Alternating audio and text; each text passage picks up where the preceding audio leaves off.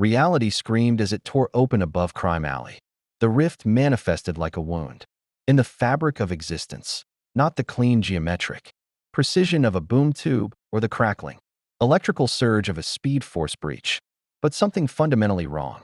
Space folded inward on itself, dimensions grinding against each other with a sound that existed below, hearing but rattled in the bones of everyone within 3 blocks. Then it spat out a single figure who landed on the cracked pavement with impossible lightness, and the tear sealed behind him, with a whisper that felt like the universe exhaling in relief. Satoru Gojo straightened, brushing imaginary dust from his dark jacket, and surveyed his new surroundings through the black fabric of his blindfold. 6 eyes perceived everything. The architectural decay of tenement buildings, the chemical composition of garbage decomposing in alleys, the electromagnetic signatures of security cameras, primitive, easily fooled, and something else. Something that clung to this place like a second atmosphere. Not cursed energy, but close. Fear, maybe. Despair given almost physical weight by decades of concentrated human suffering. Well, he said to the empty street, a grin playing at his lips. This isn't Tokyo. The gunfire that erupted 30 meters to his left confirmed. It wasn't a peaceful neighborhood either. Gojo walked toward the sound with his hands in his pockets, unhurried. 6 eyes tracked the scenario before he rounded the corner. 2 groups of armed men using civilian vehicles for cover. Muzzle flashes painting the darkness in intermittent orange. 3 civilians caught in the crossfire, huddling behind a dumpster that wouldn't stop the bullets being thrown their way. One of the gangs wore red bandanas. The other preferred stylized owl tattoos on their necks. Amateur hour compared to special-grade curses. But the fear radiating from the trapped civilians tasted real enough. He stepped into the middle of the firefight. Bullets stopped 3 centimeters from his body, hanging suspended in the air as Infinity processed and rejected their approach. The automatic weapons fire continued for several seconds before both sides realized their rounds were simply stopping, creating a growing cloud of frozen projectiles around the strange figures standing in no man's land. Gojo let them hang there for dramatic effect, then flicked his wrist. The bullets reversed direction with surgical precision, destroying weapons instead of flesh. Guns exploded in sparks and twisted metal, drawing screams of shock and pain from the gangsters. Gojo appeared behind the first group before they could react, standard cursed. Technique-enhanced movement, barely trying, and tapped each man's forehead with 2 fingers. They collapsed, unconscious before hitting the ground. "You're next," he called cheerfully to the owl-tattooed group. They scattered. Impressive survival instincts. But 6 eyes tracked their electromagnetic signatures, heartbeats, and body heat through walls. He let them run, appearing in front of the fastest one in a flicker of displaced air. Tag. Another forehead tap, another body dropping. The remaining 3 pulled knives, smarter than continuing to shoot, at least. The leader, a scarred man with an owl tattooed over his entire face, snarled something about the court and talons that Gojo filed away as potentially interesting intel. Then they rushed him in a coordinated pattern that suggested actual training. Infinity didn't care about their training. The knives stopped against the invisible barrier. Gojo caught the leader's wrist, noting the enhanced density of the bone structure, some kind of augmentation, surgical or chemical, and swept his legs with casual efficiency. Night-night. The forehead tap became a pattern. Within 15 seconds, all combatants decorated the alley in various states of unconscious. The 3 civilians, a mother and 2 children. 6 eyes informed him, stared from behind their inadequate metal cover. "You're welcome," Gojo said, offering a small wave.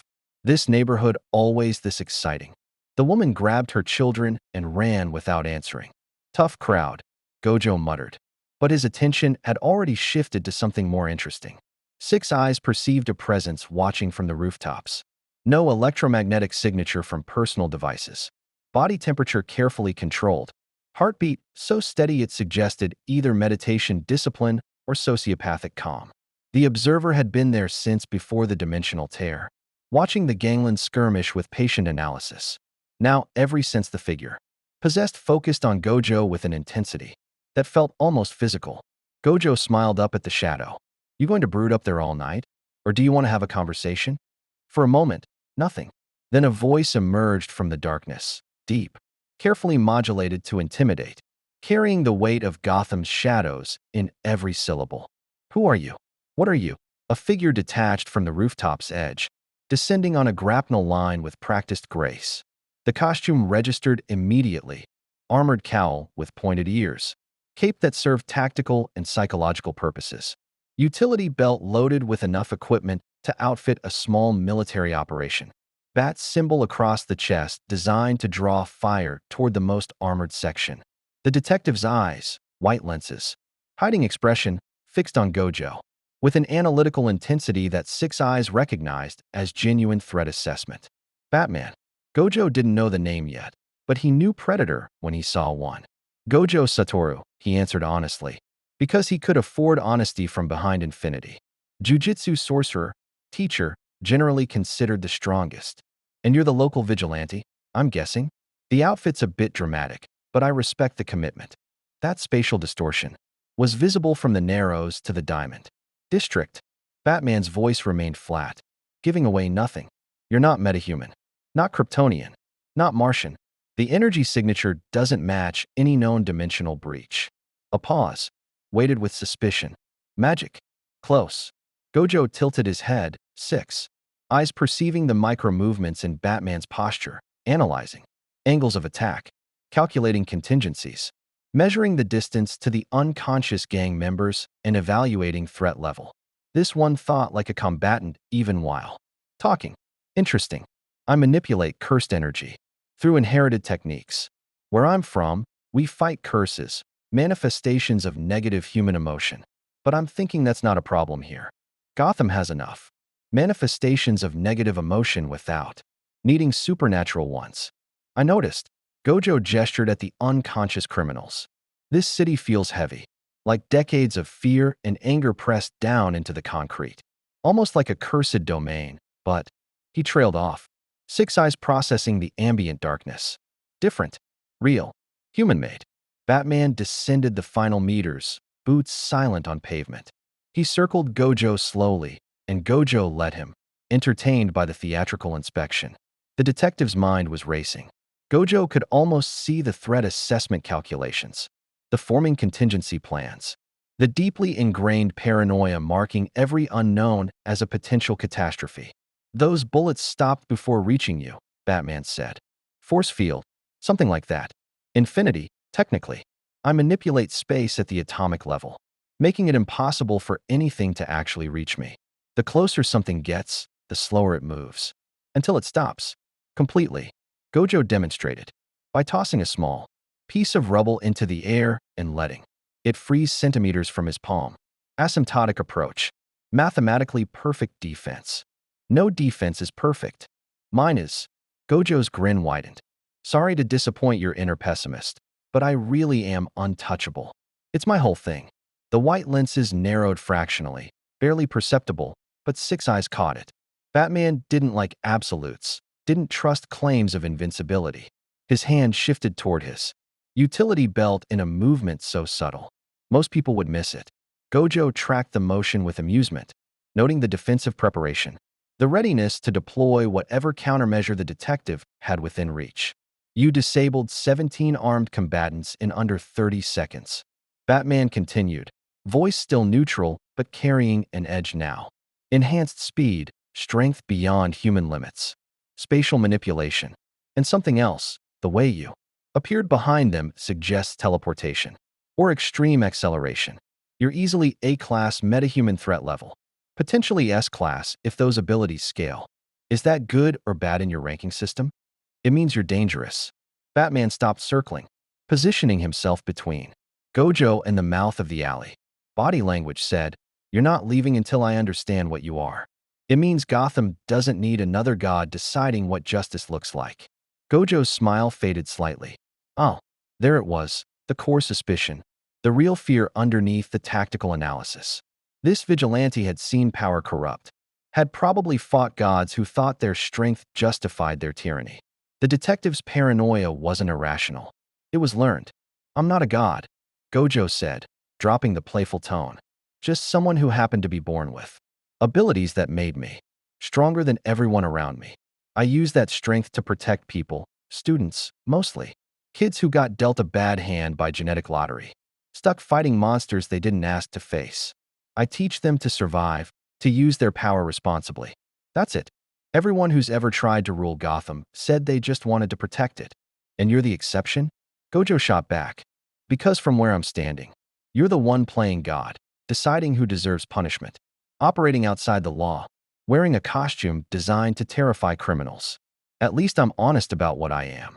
The tension crystallized between them. Two men with absolute confidence, in their own methods facing each other in crime alley shadows.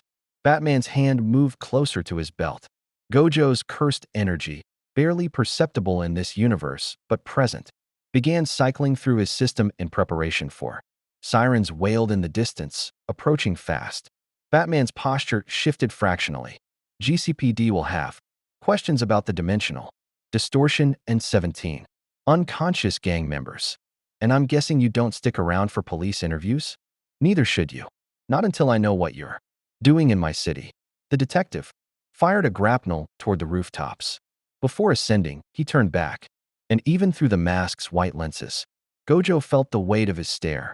I'll find you again, Gojo Satoru. Until then, stay out of Gotham's business. Then Batman vanished into the shadows with theatrical perfection, leaving Gojo alone with unconscious criminals and approaching sirens. Your city, Gojo muttered, but he was already moving.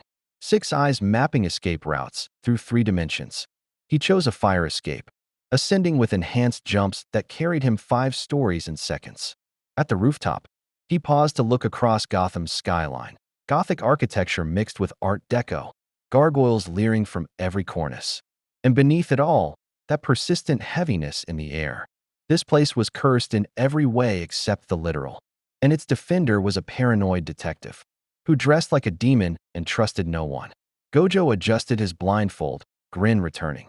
Well, this is going to be interesting. If you want to see more characters enter different universes, hit that subscribe button and drop the name of a character and the universe you'd want to see them in down in the comments below. Hope shines brightest in the darkest night.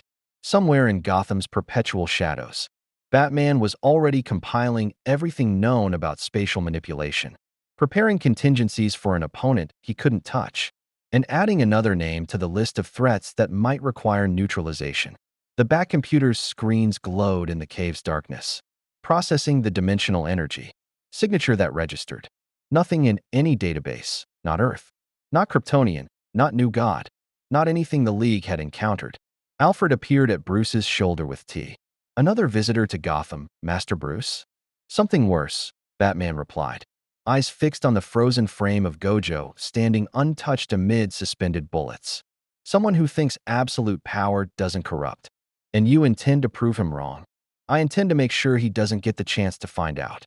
The screens flickered, tracking the energy signature as it moved across Gotham's rooftops toward the east end. Batman's fingers flew across the keyboard, implementing Protocol Atlas, contingency plans for invulnerable opponents. He had 14 minutes before patrol resumed. That gave him 13 minutes to develop 3 separate methods for neutralizing someone who claimed to be mathematically untouchable. The 14th minute would be for deployment. Above the city, Gojo landed on another rooftop and looked at the stars, different constellations than home, confirming he'd crossed more than just spatial dimensions. 6 eyes perceived the quantum foam of reality, seeing where his arrival had left microscopic scars in the universe's fabric. Getting home would require either finding the source of the rift or creating another tear, neither of which he could accomplish tonight, which meant he was stuck in this cursed city with its territorial demon vigilante and its gangs of owl-tattooed killers. Gojo's grin turned sharp. I guess I'm the substitute teacher for Gotham's crash course in jujitsu. The night wind carried screams from 6 blocks south, standard Gotham soundtrack. Gojo tilted his head, 6 eyes processing the scenario. Armed robbery. 3 perpetrators, 5 hostages in a convenience store. The police were minutes away. Batman was likely tracking it, but couldn't be everywhere simultaneously. But someone who could manipulate space itself? Guess I'll introduce myself properly to the neighborhood, Gojo said, and stepped off the roof into empty air. Infinity catching him in a controlled descent that looked like walking down invisible stairs. Let's see if this city's darkness can teach me anything new. Behind his blindfold, Six Eyes perceived everything. The city's fear, its anger, its desperate hope hidden beneath layers of cynical armor.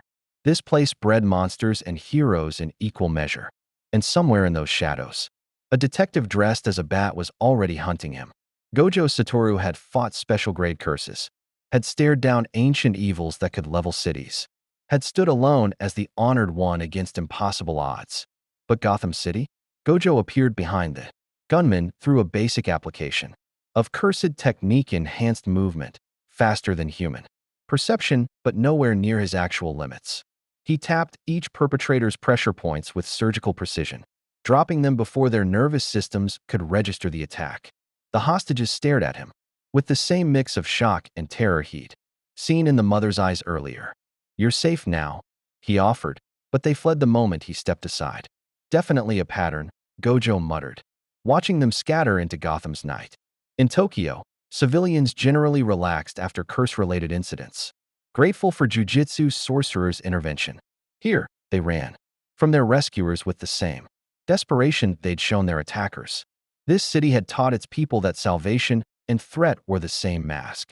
Six Eyes tracked the electromagnetic pulse of a camera, activating across the street, not a security camera, but something more sophisticated. Military-grade optics with thermal imaging and motion tracking capabilities. The lens focused on him with mechanical precision. Batman's surveillance network. Had to be. Gojo waved at the camera with cheerful malice, then vanished from its view using a blue-enhanced jump that carried him 3 blocks in a single bound. Let the detective analyze that movement pattern.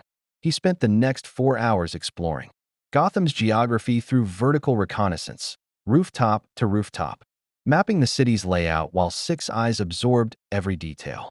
The neighborhoods shifted like tectonic plates, the wealthy insulation of Bristol, the Art Deco monuments of the financial district, the industrial decay of the East End, and the Gothic nightmare of Old Gotham, where architecture seemed designed to generate shadows. Everywhere, that same heavy atmosphere, fear compressed into the foundation stones. Around 3 a.m., Gojo found himself on a gargoyle-decorated building overlooking what is enhanced perception identified as a more affluent area, the Diamond District.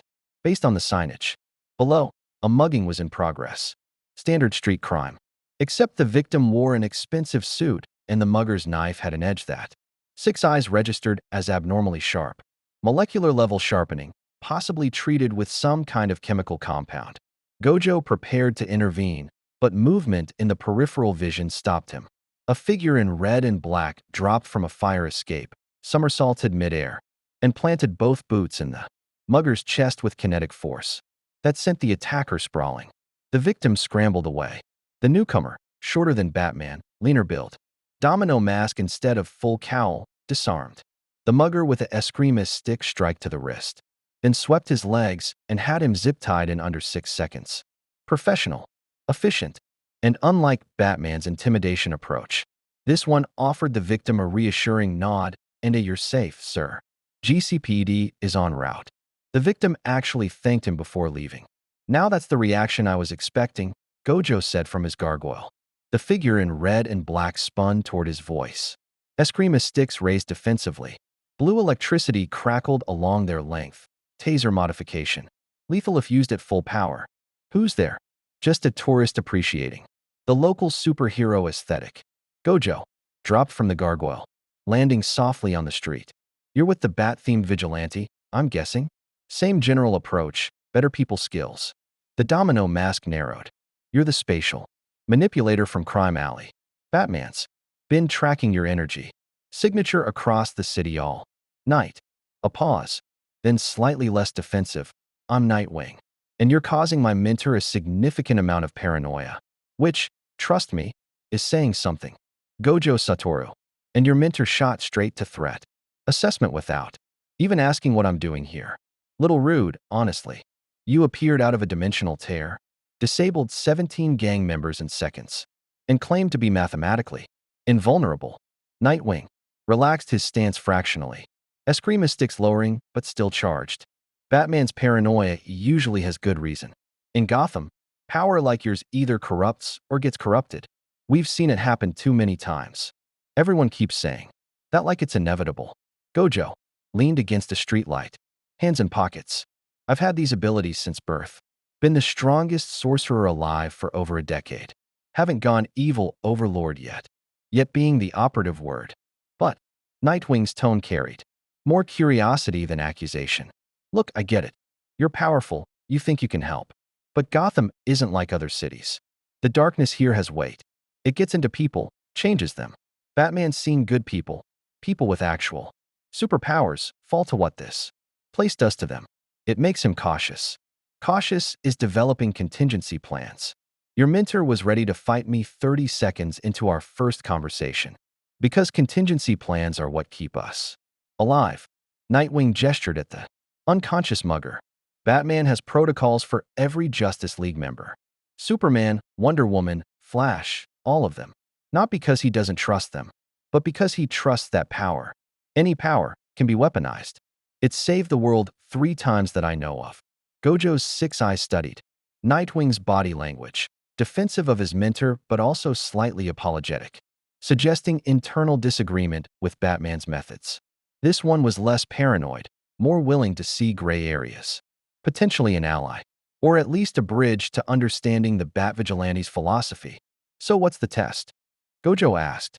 How do I prove I'm not about to go supervillain? You don't. You just keep being who you are, and Batman keeps watching. Eventually, you either prove him wrong or prove him right. Nightwing deactivated his Eskrima sticks, holstering them. For what it's worth, the fact that you stopped 3 crimes tonight without excessive force and didn't hurt anyone permanently is a point in your favor. Batman notices that kind of restraint. Generous of him. He also notices attitude. But Nightwing smiled slightly. Fair warning, he's probably listening to this conversation right now through my comms. He monitors all Bat family operations. Gojo looked directly at a camera mounted on the building corner. Hi, Batman. Still brooding about the untouchable stranger? We should grab coffee, discuss your trust issues. Nightwing winced. Yeah, that's not going to help. A voice crackled through Nightwing's comm, Batman's distinctive growl. Though Gojo's enhanced hearing picked it up clearly. Nightwing, return to patrol Route 7. I'll handle the anomaly. See, Nightwing muttered. You're the anomaly now. That's actually progress from the threat. He fired a grapnel toward the rooftops, then paused mid-ascent. Seriously though, be careful. Gotham has ways of testing people that don't involve fists. And Batman, he'll test you hardest of all. Then he was gone, swinging through Gotham's urban canyons with acrobatic grace. Gojo remained on the street, 6 eyes tracking multiple surveillance feeds converging on his position. Batman's network was extensive, traffic cameras, private security systems, even satellite imaging being co-opted for tracking purposes. The detective had access to serious resources, probably beyond standard vigilante budget. Wealthy benefactor or secret identity with deep pockets. A shadow detached from the alley to his right.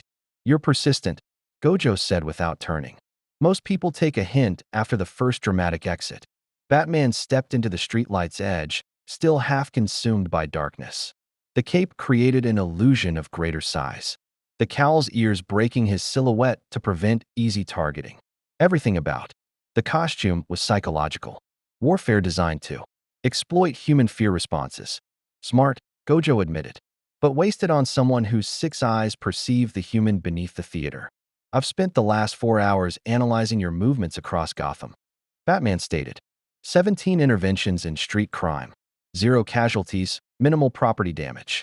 You avoided GCPD contact. Didn't attempt to interrogate suspects for information. And showed no interest in Gotham's underworld power structures. You're welcome. It's inconsistent with dimensional invader behavior. Previous entities that breached into our reality either sought conquest, resources, or were fleeing something worse. You're doing none of those things.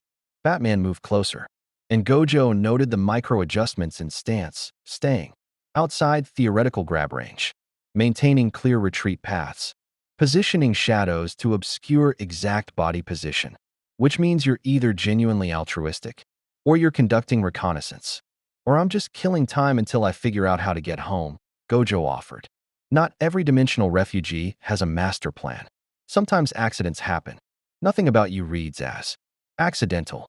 Batman pulled a small device from his utility belt, roughly the size of a phone, displaying energy readings and spatial distortion maps. The tear you arrived through was surgical, precise dimensional, folding that required either high-level magic or technology centuries beyond current Earth standards. Someone or something sent you here. Gojo's casual demeanor slipped. Six Eyes replayed the moment of arrival, analyzing the cursed energy patterns he'd been too disoriented to properly assess. The rift had felt chaotic, uncontrolled, consequence of his battle with that special-grade curse. But Batman was right about the precision. The tear had targeted Gotham specifically, not just Earth at random. "Show me that data," Gojo said, dropping the playful tone. Batman's white lenses narrowed. "Why?" "Because if you're right, someone wanted me in this city specifically. And in my experience, when powerful entities manipulate dimensional barriers with surgical precision, it's never for good reasons." A moment of calculation passed behind the mask. Then Batman turned the device's screen toward Gojo, who leaned in to study the energy readings. Six Eyes processed the information at superhuman speed: quantum foam displacement, patterns, dimensional membrane stress points, temporal anchor coordinates. The mathematics were complex but familiar, similar to the barrier techniques used in jujitsu to create isolated domains. "This isn't random breach turbulence," Gojo muttered. Six Eyes parsing the deeper patterns. "This is architectural. Someone built a pathway between dimensions and shoved me through it." He looked up at Batman. "You've dealt with dimensional manipulation before. Is it common here?" "Common enough. Boom tubes from Apocalypse, magic portals, speed force disruptions, Dr. Fate's dimensional shortcuts." Batman pocketed the device. "But this signature doesn't match any known source. It's foreign to our reality's baseline physics. Because it's from my reality, cursed energy operates on different principles than whatever powers your world." Gojo straightened, mind racing. "Which means someone from my universe has access to your universe, or someone from here has accessed mine. Either way, the question is why they'd want me specifically in Gotham. That depends on what you're capable of beyond party tricks with bullets." Gojo grinned behind his blindfold. "Want a demonstration? Fair warning, it's going to set off every energy sensor in the city." "No." Batman's response was immediate. Unknown power deployment in urban center creates too many variables. If you want to prove your capabilities, you do it controlled environment. My terms. Let me guess, you have a facility for testing potentially dangerous metahumans. I have a place where you can show me what you are without risking civilian casualties. Batman pulled a small card from his belt, holding it out. "Tomorrow night, 11 p.m. The address is coded. Solve it. You get your demonstration." Gojo took the card, Six Eyes instantly processing the encrypted coordinates hidden in what looked like random alphanumeric sequences. Kindergarten-level encryption by jujitsu standards, but he appreciated the test. Batman wanted confirmation of intelligence as well as power. "And if I don't show up, then I assume you're afraid of what I'll learn, and I escalate my response accordingly." Batman fired a grapnel toward the rooftops. "You wanted coffee and conversation about trust issues, Gojo Satoru. Tomorrow night, you'll get your chance." The detective vanished into darkness, leaving Gojo alone on the street with an encrypted invitation and more questions than he'd started with. Six Eyes traced the residual energy signature from Batman's departure, noting the efficiency of movement, the calculated use of shadow and sound suppression. This wasn't just a vigilante playing dress-up. This was someone who'd turned himself into a weapon through pure discipline and tactical genius, compensating for lack of powers through mastery of every other advantage. Dangerous. Potentially more dangerous than many curse users Gojo had fought, because Batman's threat came from unpredictability rather than raw power. "Interesting," Gojo murmured, decoding the address with casual mental effort. Coordinates pointed to somewhere in Gotham's industrial district, probably a warehouse or abandoned facility. Prime location for a trap or for a genuine demonstration space isolated from civilians. Batman was giving him a chance to prove himself, but also creating the perfect kill box if proof went badly. Gojo pocketed the card and looked at Gotham's skyline. Dawn approached, turning the perpetual darkness from black to gray. The city stirred with early morning traffic, garbage trucks, delivery vans, shift workers heading home after night jobs. Normal human activity layered over the fear and corruption that saturated every street. This place needed help, needed someone powerful enough to make a real difference. But Batman's paranoia wasn't irrational. Gojo had seen jujitsu sorcerers fall to ambition, had fought curse users who thought their power justified any action. Hell, his own clan had tried to control him from childhood, seeing him as weapon rather than person. Power did corrupt. Maybe not inevitably, but frequently enough that caution made sense. Tomorrow night, he'd show Batman what Gojo Satoru could do. And maybe, if the detective was half as smart as he seemed, they'd find a way to work together instead of circling each other like rival predators. Or Batman's contingencies would trigger, and Gojo would have to prove that infinity really was an absolute defense. Either way, Gotham was about to learn what happened when an honored one walked into the world's darkest city. Gojo spent the next day exploring Gotham in civilian mode, blindfold replaced with dark sunglasses, jacket swapped for something less distinctive. Six eyes remained active beneath the tinted lenses, processing the city's daytime, faced with the same analytical precision he'd applied to its nighttime horrors. The contrast was jarring.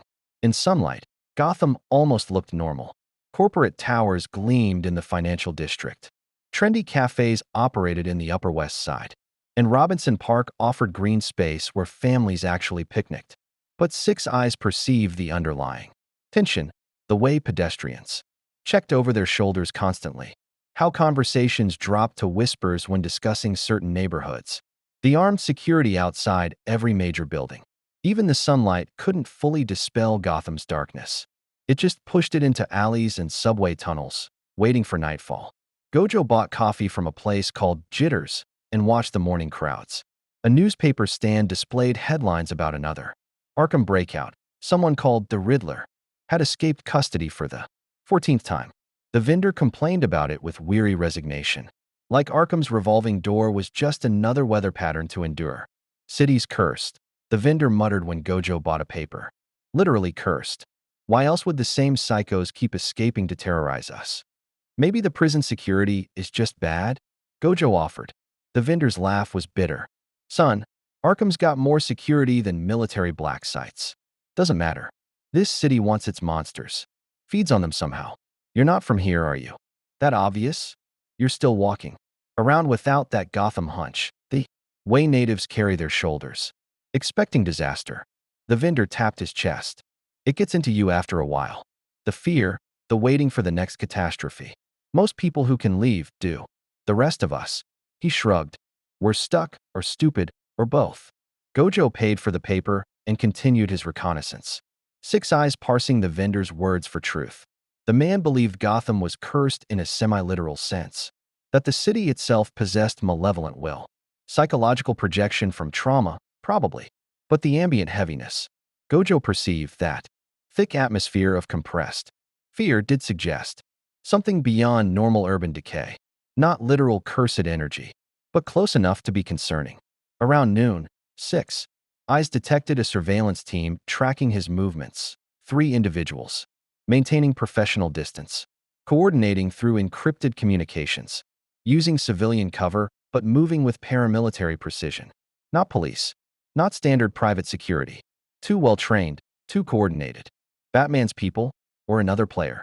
Gojo led them on a casual tour through Robinson Park, then lost them using a basic cursed technique enhanced sprint that carried him 3 blocks in under 2 seconds. He emerged from an alley straightening his jacket, amused by the tracker's sudden frantic radio chatter. Six Eyes mapped their communications back to a command center somewhere. In the city's core, expensive real estate, sophisticated electronics, encrypted uplinks to satellite networks. Someone with serious resources wanted to know what he was doing. The game was becoming more interesting. By 3 p.m., Gojo found himself in a neighborhood called the Bowery, the transitional zone between old Gotham's decay and the East End's industrial sprawl. Pawn shops, dive bars, and businesses with bars on windows created a landscape of economic desperation. Homeless individuals occupied doorways and alleys, invisible to the few pedestrians who hurried past. This was the Gotham that didn't make tourist brochures. Six Eyes perceived a woman in an alley being cornered by two men with knives.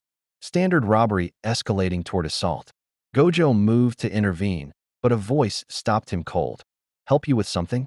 The woman who'd appeared beside him wore practical street clothes, leather jacket, cargo pants, combat boots, red hair pulled back in a tactical ponytail.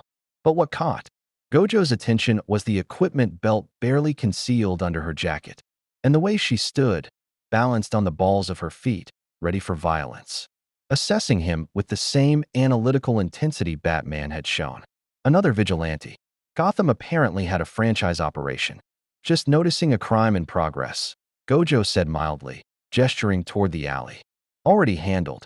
The woman pulled out a phone, typed rapidly. GCPD will respond to anonymous tip in 90 seconds. Those two have outstanding warrants. They'll be arrested on site. And the victim? Gets police protection during arrest process. Then victim services referral. The woman pocketed her phone, eyes never leaving Gojo.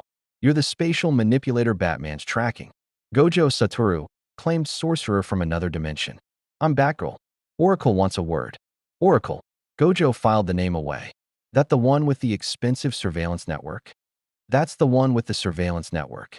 That's been tracking every move you've made since you bought coffee this morning. Batgirl gestured toward a nearby building.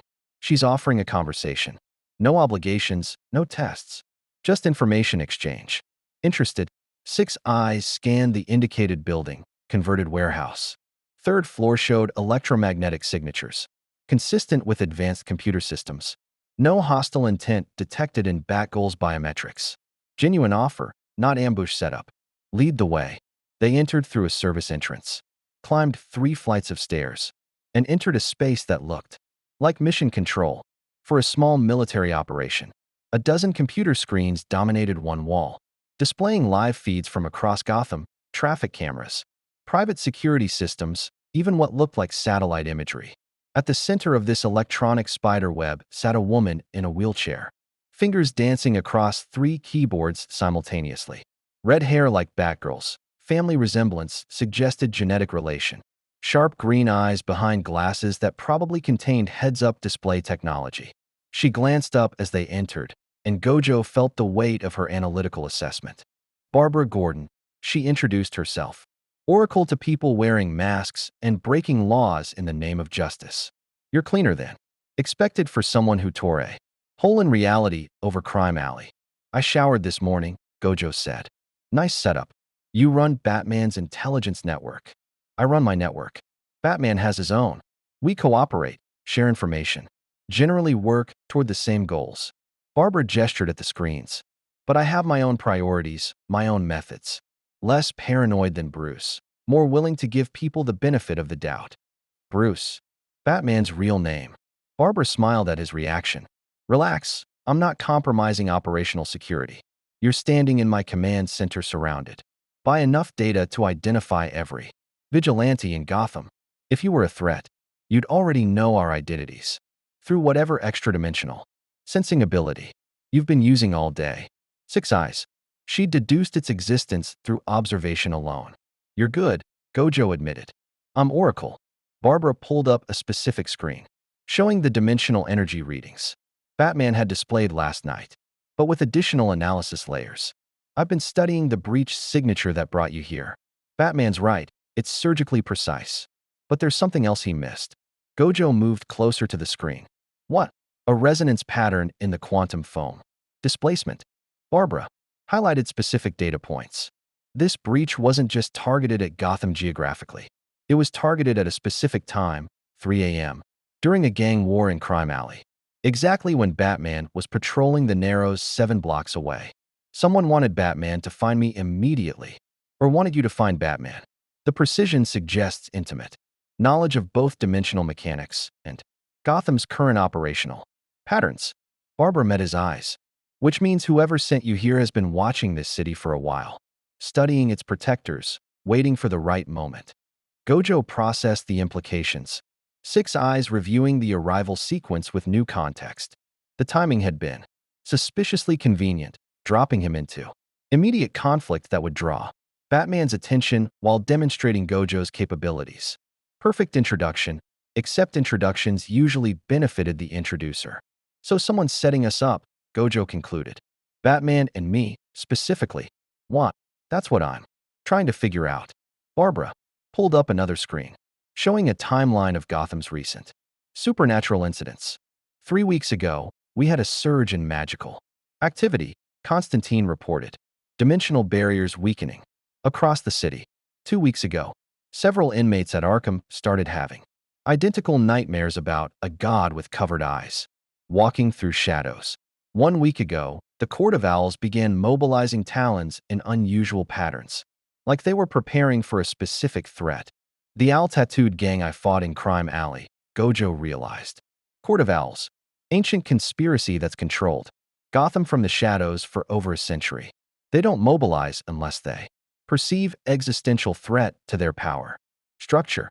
Barbara leaned back in her wheelchair. Then you arrive, exactly as predicted by precognitive phenomena. And every major player in Gotham's supernatural community sits up and takes notice. Either you're the threat they were preparing for, or you're a weapon someone sent to disrupt their plans. Batgirl had been watching the exchange silently, but now spoke up. Oracle thinks you're the latter. That someone's using you as a chaos agent against Gotham's established power structures. And Batman thinks I'm the former, Gojo said. That I'm the threat itself. Batman thinks everyone's a threat until proven otherwise, Barbara corrected. It's kept him alive this long, but it's not always accurate. I prefer data-driven analysis over paranoid assumption. She pulled up another screen showing video footage of Gojo's interventions. From the previous night, 17 encounters with criminals, 0 fatalities. Minimal trauma beyond unconsciousness. You incapacitated gang members with medical precision, pressure, point strikes designed to avoid permanent damage. That's not how dimensional invaders typically operate. Appreciate the vote of confidence. It's not confidence. It's provisional. Hypothesis based on available evidence. Barbara's smile was sharp. I'm giving you information because I want information in return. Fair exchange, no obligations. You help me understand what you are and what you want. I help you understand what you're walking into. Gojo considered the offer. Batman operated through intimidation and contingency planning. Useful but antagonistic. This Oracle operated through information networks and analytical reasoning. Different approach, potentially more productive. Deal, he said. What do you want to know? Start with your power set. Batman's analysis identified spatial manipulation, enhanced speed and strength, some kind of perception enhancement, and claims of invulnerability. But that's surface observation. What's the actual scope? Gojo pulled off his sunglasses, revealing the blindfold beneath. Inherited technique. Called limitless, I manipulate space at the quantum level. The basic application is infinity, which makes me untouchable by creating infinite subdivisions of space between me and any approaching object. Offensive applications include blue, which creates an attractive force by condensing space, and red, which generates repulsive force by expanding it. Combined technique is purple, which erases matter in the target area. Barbara's fingers flew across keyboards, pulling up theoretical physics models. That's essentially weaponized. Zeno's paradox combined with localized gravity manipulation. The mathematics should require impossible energy expenditure, which is where Six Eyes comes in. Gojo gestured at his blindfold. Inherited sensory ability that lets me perceive cursed energy, our reality's negative. Emotional energy at quantum resolution. I can see the atomic structure of objects, track electromagnetic signatures, process information at superhuman speeds, and most importantly, operate limitless with perfect efficiency. Together, they make me functionally untouchable and virtually unlimited in combat. Endurance. Virtually. Barbara caught the qualifier. What are the limits? Extended domain expansion, our reality's version of spatial isolation. Barriers. Drains energy faster than I can regenerate it. I can maintain it for a few minutes maximum before needing recovery time. Also, my techniques target intent and malice. They automatically filter friendly contact while rejecting attacks. If someone could fool my perception of their intent, they might bypass infinity theoretically. Never happened, but theoretically possible. Telepathic manipulation, Barbara concluded immediately. Or sufficiently advanced illusion magic. Both exist in this reality. Martian Manhunter for the former, various magic users for the latter. Batman's probably already considering both vectors. Gojo's respect for Oracle increased. Most people heard untouchable and stopped analyzing. She heard theoretically vulnerable to mental manipulation and immediately identified specific threats.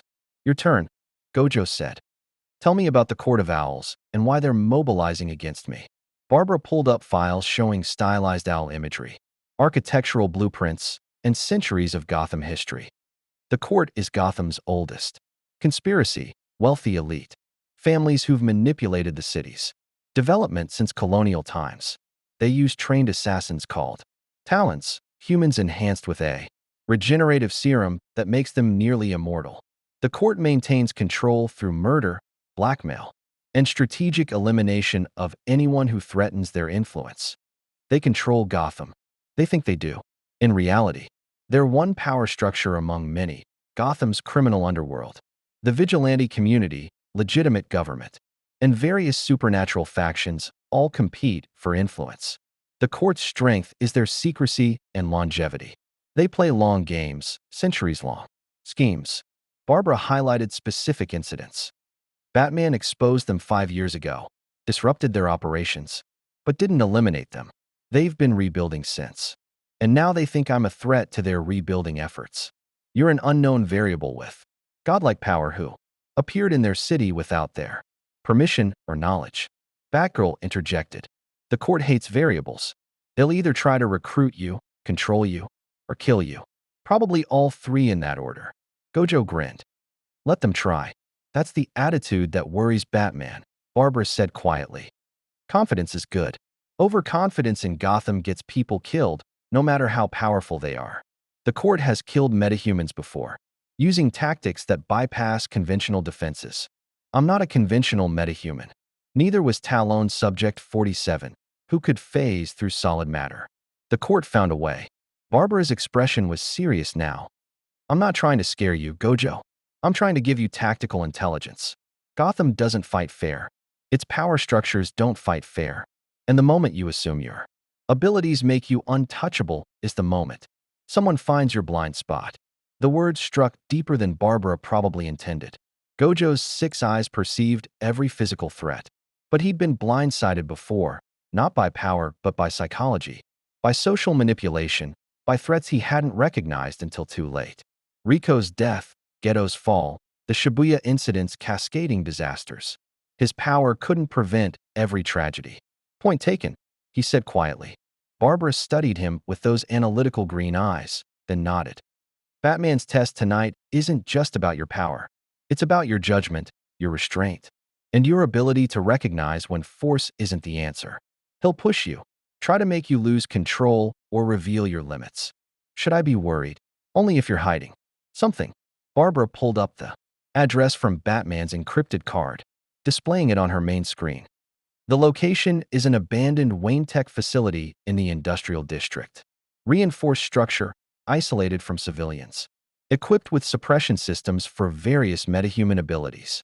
It's where Batman tests new threats or trains League members for high-level combat scenarios. Wayne Tech. Gojo processed the name. As in Wayne Industries? Bruce Wayne. Barbara's smile confirmed what he'd already deduced. Batman has resources. Use your demonstration wisely. Show him you're in control. Show him you understand restraint. And for the love of God, don't make jokes about his trust issues. While he's pointing contingency weapons at you, you're assuming he'll point weapons. He's Batman. He's always pointing weapons. You just don't see them until he wants you to. Batgirl checked her phone, then looked at Barbara. 3 more incidents flagged across the city. I should get moving. Go. And Batgirl. Barbara waited until the younger woman turned back. Keep an eye on the east. And Court of Owls activity is concentrating there, planning something. After Batgirl left, Barbara turned back to Gojo. One more thing before you go. The nightmares Arkham inmates reported, the ones about a god with covered eyes. Yeah, they all ended the same way. The god stood in Gotham's ruins, surrounded by darkness. And when he removed his blindfold, the city burned. Barbara's expression was unreadable. Precognitive phenomena in Gotham are usually symbolic rather than literal, but they're rarely wrong about the fundamental warning: power that seems heroic can become catastrophic if Gotham's darkness gets inside it. Gojo met her eyes, six eyes perceiving her genuine concern beneath the analytical exterior. You think I'll become a threat? I think Gotham has a way of corrupting good intentions. I've watched it happen to people I trusted, people with genuine heroism in their hearts. Barbara's voice softened. Batman's paranoia comes from experience. He's seen too many allies become enemies. Too many heroes fall to what this city does to them. If he seems harsh, it's because he's trying to prevent another catastrophe, not cause one. And you? I believe in second chances and data-driven conclusions. You've had multiple opportunities to demonstrate villainy and chosen restraint every time. That counts for something. Barbara extended her hand. But I'll also be watching, Gojo Satoru. Not to catch you failing, but to catch you if you do. Gojo shook her hand, feeling the strength in her grip despite the wheelchair. Fair enough. As he left Oracle's command center, six eyes tracked the multiple surveillance feeds following his departure. Barbara had given him valuable intelligence, but she'd also confirmed what he'd suspected. Gotham was a city where everyone watched everyone, where trust was currency more precious than power, and where the line between hero and villain blurred with disturbing frequency. Tonight's demonstration with Batman would be crucial, not just to prove his abilities, but to prove he could wield them without the corruption everyone seemed to expect. The sun began setting over Gotham's skyline, shadows lengthening across streets that never felt quite safe. Somewhere in the darkness, a detective dressed as a bat prepared contingencies for neutralizing an untouchable target. And in the space between dimensions, something watched through the quantum foam, pleased that its honored piece had entered the game exactly as planned. Gojo felt that watching presence for the first time, distant, malevolent, hungry. Six eyes couldn't fully perceive it through dimensional barriers, but the intention behind it registered clearly. Someone had sent him to Gotham deliberately, and whatever they wanted to accomplish with that placement, it wasn't altruistic. For hours until Batman's test. For hours to prepare for combat against someone who'd been preparing since the moment Gojo arrived. Hope you're as good as everyone says, Gojo murmured to the shadows. Because I'm starting to think this city needs someone who can't be broken. Whether that someone was him or Batman remained to be seen. The abandoned Wayne Tech facility loomed in Gotham's industrial district like a monument to forgotten ambition. Six eyes perceived the structures. Details from 3 blocks away. Reinforced concrete walls, designed to contain industrial accidents, windows replaced with blast-resistant panels, and an electromagnetic signature suggesting active power systems. Despite the abandoned designation, not abandoned, repurposed, Gojo arrived at 10:55 p.m., 5 minutes early to demonstrate punctuality. The main entrance stood open, which six eyes immediately flagged as tactical invitation. Batman controlling the approach vector, funneling him through monitored pathways. Security cameras tracked his movement, their feeds undoubtedly streaming to multiple locations. Dramatic, Gojo muttered, stepping inside. The interior had been cleared of machinery, creating a massive open space roughly the size of an aircraft hangar. Overhead lights illuminated a central area marked with white lines, a designated combat zone. Around the perimeter, he detected sensor arrays, energy projection systems, and what looked suspiciously like rapid deployment containment fields. Batman stood in the center of the marked zone, capes spreading behind him like pooled darkness. But he wasn't alone. 3 others waited with him, a woman in black leather with cat ears and goggles, a man in red armor with a distinctive helmet, and someone in mottled gray and orange who carried enough visible weapons to outfit a small militia. Six eyes analyzed them instantly. The Catwoman moved with acrobatic grace, tools on her belt suggesting infiltration specialist. The red-helmeted figure's body language screamed combat veteran with anger management issues, stance 2. Aggressive for standard hero, hand resting on holstered pistols. The mercenary in orange and black was cataloging exit routes and firing angles. Professional paranoia in every micro-movement. Brought friends, Gojo called out, walking toward the combat zone. Associates, Batman corrected. Catwoman, Red Hood, Deathstroke. Each represents a different threat assessment vector. If you're what you claim, you'll handle them all. This is the test. Gojo stopped at the white line's edge. 4-on-1. This is phase 1. Batman's tone remained flat. You claim invulnerability, perfect defense, overwhelming offensive capability. Prove it against competent opposition in controlled environment. No killing, no permanent injury, no property damage beyond this designated zone. Red Hood cracked his knuckles, the sound oddly loud in the warehouse's acoustics. For the record, I voted for lethal force authorization. The Bat overruled me. Because we're testing capabilities, not executing judgment, Batman said. Gojo claims he can protect without killing. Let's see if he backs that up when pressed. Catwoman stretched languidly, all coiled grace and predatory assessment. Don't suppose we can negotiate our way out of this? You seem like a reasonable, interdimensional refugee. Where's the fun in that? Gojo grinned, stepping into the combat zone. Besides, I've been itching for a real workout since I got here. Street thugs don't exactly push my limits. Deathstroke remained silent. But 6 eyes tracked the micro-adjustments in his stance, weight shifting to balls of feet, shoulders loosening for combat mobility, eyes calculating angles behind the orange and black mask. This one was a professional killer. Movements refined through countless engagements. Dangerous. All of them were dangerous in different ways. Rules, Batman stated. First blood or submission ends individual engagement. Last one standing wins their phase. I'll engage in phase 2 if you survive phase 1. A pause. And Gojo? They're not holding back. Neither should you. Wouldn't dream of it. Gojo stretched his arms casually, rolling his shoulders. Who's first? Catwoman struck before he finished the sentence. She moved with liquid speed, crossing the distance in a blur of black leather and titanium claws. The attack came from an oblique angle, claws targeting his throat in a strike designed to force defensive response.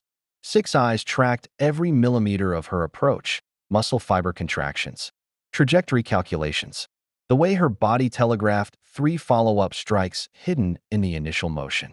Her claws stopped 3 centimeters from his neck, suspended by infinity. Catwoman's eyes widened behind her goggles. She tried to push harder, muscles straining. But the invisible barrier rejected her approach with mathematical precision. She backflipped away, landing in a crouch. Okay, she purred. That's new. Red Hood opened fire. The gunshots thundered through the warehouse, muzzle flashes painting the darkness orange.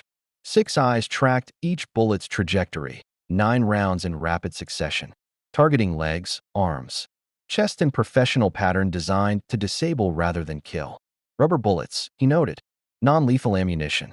All 9 rounds stopped in midair, joining Catwoman's frozen claw swipes in a growing cloud of suspended attacks. Are you kidding me? Red Hood ejected the magazine, checking his ammunition like the problem might be mechanical. Deathstroke moved while the others processed their failure. The mercenary threw 3 projectiles in rapid sequence, smoke grenade, flashbang, and something that registered as a cryogenic device to 6 eyes. Professional combination, obscure vision, overload senses, then exploit the confusion with environmental hazard. The smoke billowed, the flashbang detonated with retina-searing brightness, and frost spread across the floor in a rapidly expanding circle. Gojo stood unmoved in the center of the chaos, infinity processing and rejecting every element of the assault. The smoke couldn't reach him. The light and sound dispersed 3 centimeters from his body, and the cryogenic frost formed a perfect circle around him, unable to cross the infinite space of his defense. When the smoke cleared, Deathstroke was already inside his guard, or trying to be. The mercenary's sword stopped a hair's breadth from Gojo's eye, the blade's edge so close. 6 eyes could perceive the molecular structure of the steel. Deathstroke had somehow calculated the exact approach vector that would bring him within infinity's boundary before the barrier could fully engage. Almost. Good, Gojo said quietly. You understand the principle. Anything approaching me slows asymptotically. The closer it gets, the slower it moves. You calculated maximum velocity and optimal angle to minimize the slowdown. Effect. 6 eyes met. Deathstroke's gaze through his orange mask. But you can't calculate infinite subdivision.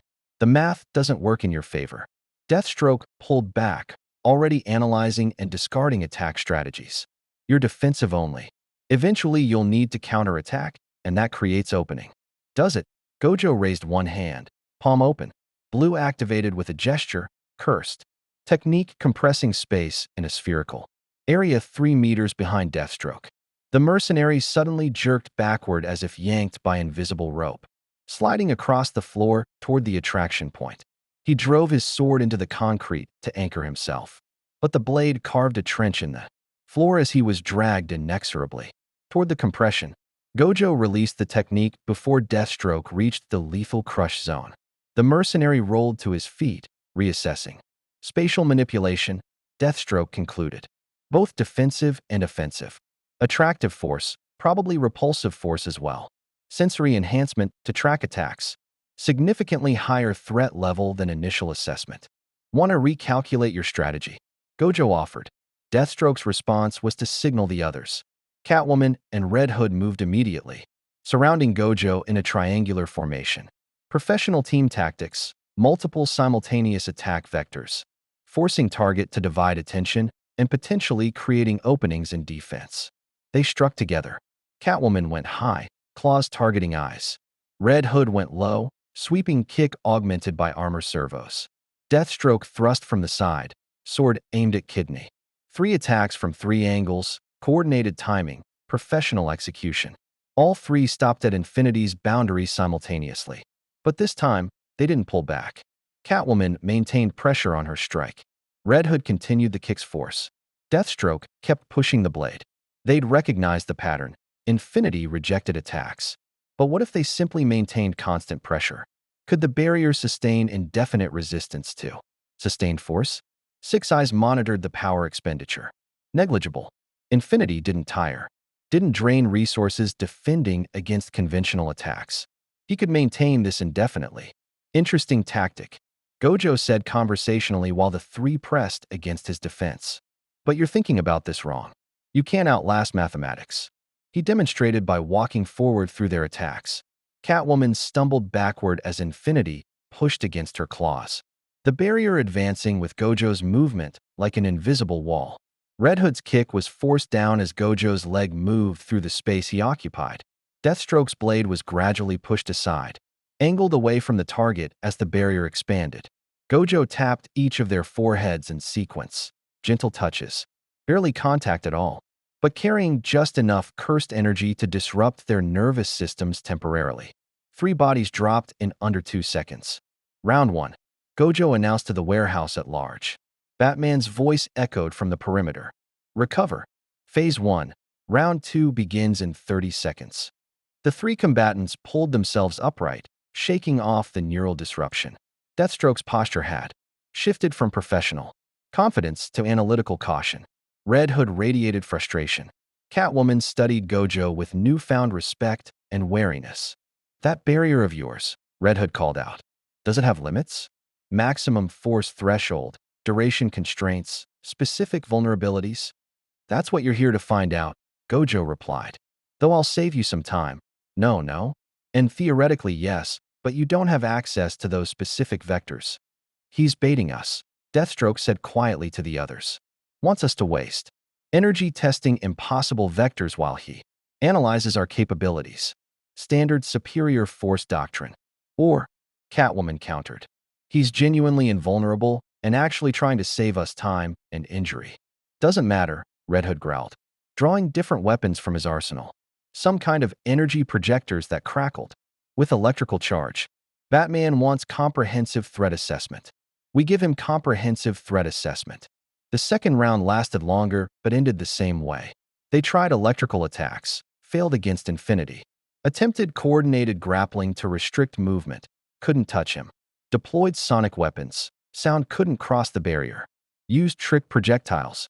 With delayed activation, the devices stopped at the boundary and triggered harmlessly.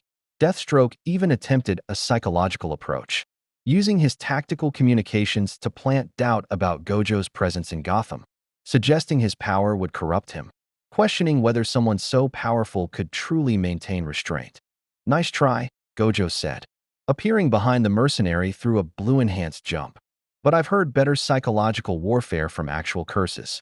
At least they committed to the existential horror angle. 3 more forehead taps. 3 more bodies down. Batman stepped into the combat zone. Phase 2, the detective announced. Your turn to defend. Gojo raised an eyebrow behind his blindfold. I've been defending. That's kind of my whole. He moved instinctively. As Six Eyes detected the threat, a projectile, approaching at hypersonic velocity from outside his visual range. Trajectory calculated to arrive from his blind spot with split-second timing. Infinity caught it 3 centimeters out, and Gojo plucked the device from its frozen state. Small sphere, sophisticated design, energy signature that read as. It detonated despite being suspended in Infinity's field. Not an external explosion. Internal energy discharge, specifically targeting the dimensional space between them. The device had somehow bridged the infinite subdivision, creating a localized spatial disruption that actually reached his position. Gojo felt the pressure wave hit his chest, not enough to injure, but enough to prove the impossible. Something had touched him.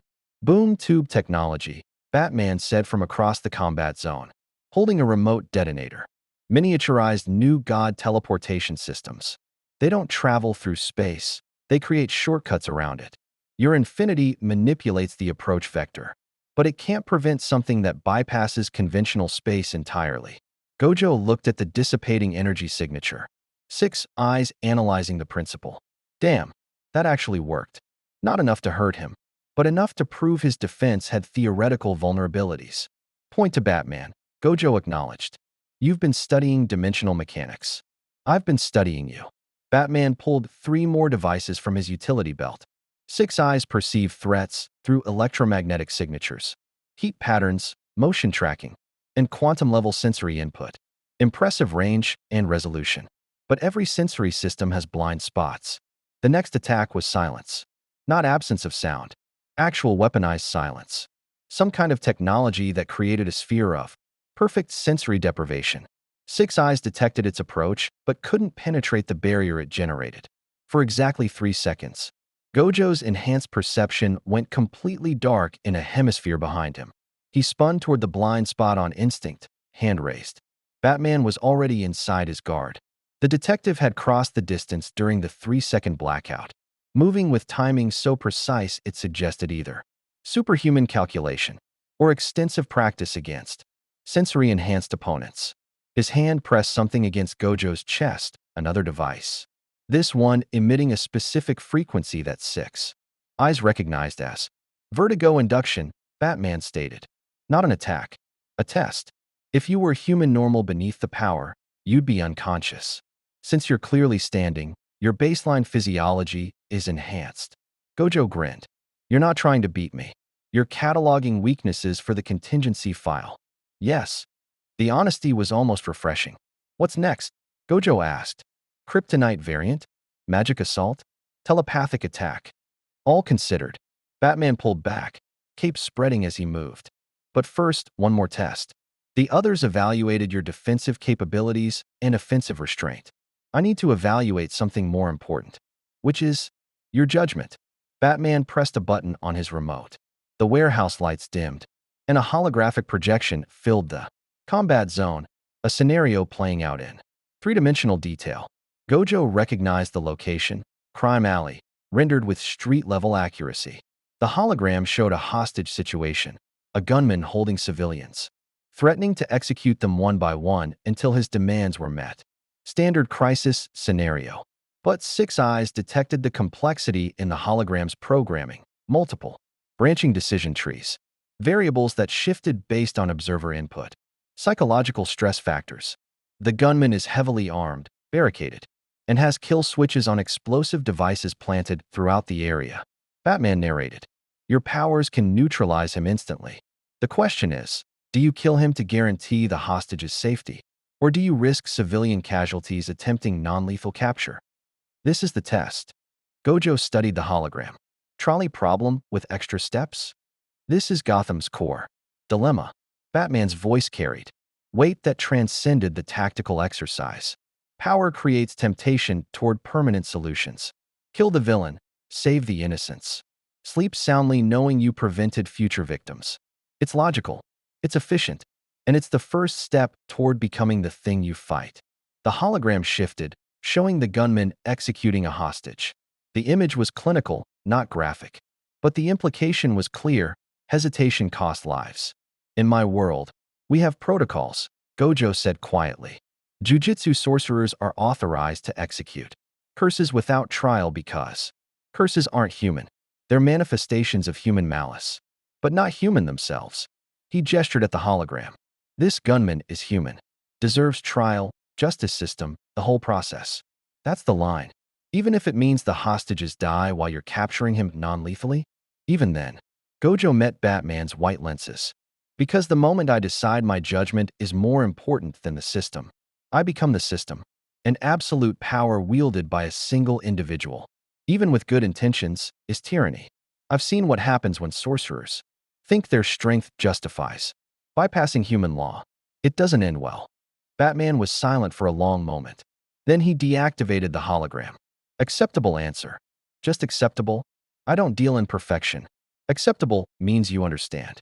The fundamental principle, power without restraint, regardless of good intentions, leads to catastrophe.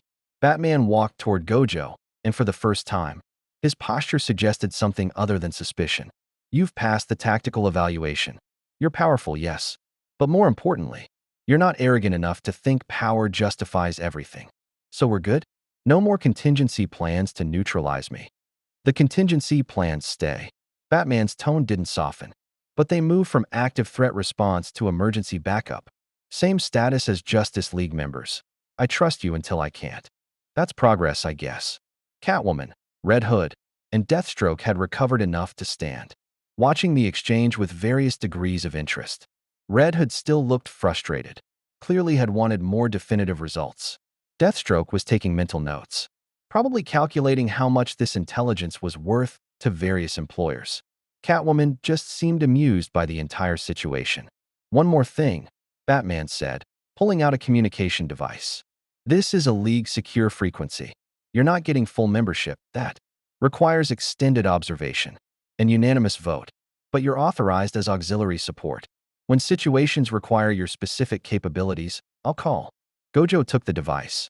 6 eyes analyzing its encryption protocols and quantum communication systems. Sophisticated, beyond current Earth technology by decades. League had access to serious resources. What kind of situations? The kind where infinity might be the only thing standing between Gotham and catastrophe. Batman turned toward the exit. Oracle briefed you on the Court of Owls. They're mobilizing faster than predicted. Something about your arrival has accelerated their timetable. We need to know why. You think whoever sent me here is connected to the court? I think every major power structure in Gotham is suddenly acting like existential threat is imminent. The court, the Falcone crime family. Even Arkham's inmates are showing unusual behavioral patterns. Your arrival was the catalyst.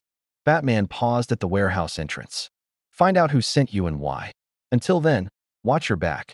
Gotham doesn't like variables. The detective vanished into the night, cape creating illusion of dissolving into shadows. The others filed out with varying degrees of friendliness. Catwoman offered a mocking salute. Deathstroke said nothing but gave a professional nod of respect. Red Hood just glared and muttered something about lucky barrier tricks. Gojo stood alone in the warehouse, 6 eyes tracking their departures through electromagnetic signatures. The test had been comprehensive, brutal, and ultimately fair. Batman had pushed him to prove capabilities, restraint, and judgment. And despite the paranoia and contingency planning, the detective had ultimately extended something resembling trust, or at least working relationship potential. The communication device in Gojo's hand beeped once. Incoming message. Text only. East End. Talon sighting. Investigate. Oracle. Gojo smiled. Less than 10 minutes after passing Batman's test, and already they were pulling him into operations. Either they really did need his help, or this was another layer of evaluation. Either way, the Court of Owls was making moves, and somewhere behind them, whoever had sent Gojo to Gotham was watching their honored piece enter the game. All right, Gojo said to the empty warehouse. Let's see what these immortal assassins have that street thugs didn't. He vanished through the door in a blue-enhanced sprint, heading toward the East End and whatever the court had planned. Behind him, Batman watched from a concealed position in the warehouse's upper structure. Alfred's voice crackled through his calm. Assessment, Master Bruce. Dangerous. Powerful. But principled. Batman pulled up the data Oracle had compiled during the test. If he maintains those principles, he's an asset. If Gotham corrupts them, then your contingencies activate. Then my contingencies activate, Batman confirmed. Studying the boom tube technology he'd used to briefly touch the untouchable. And I'll need better equipment. In the space between dimensions, something that had been watching smiled with satisfaction. The Honored One and the Dark Knight were finally aligned. Their pieces positioned exactly where they needed to be.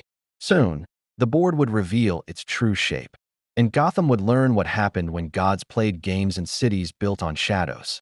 The East End wore its poverty like armor, rusted fire escapes, boarded windows, and streets where streetlights had been dark so long the city stopped replacing them.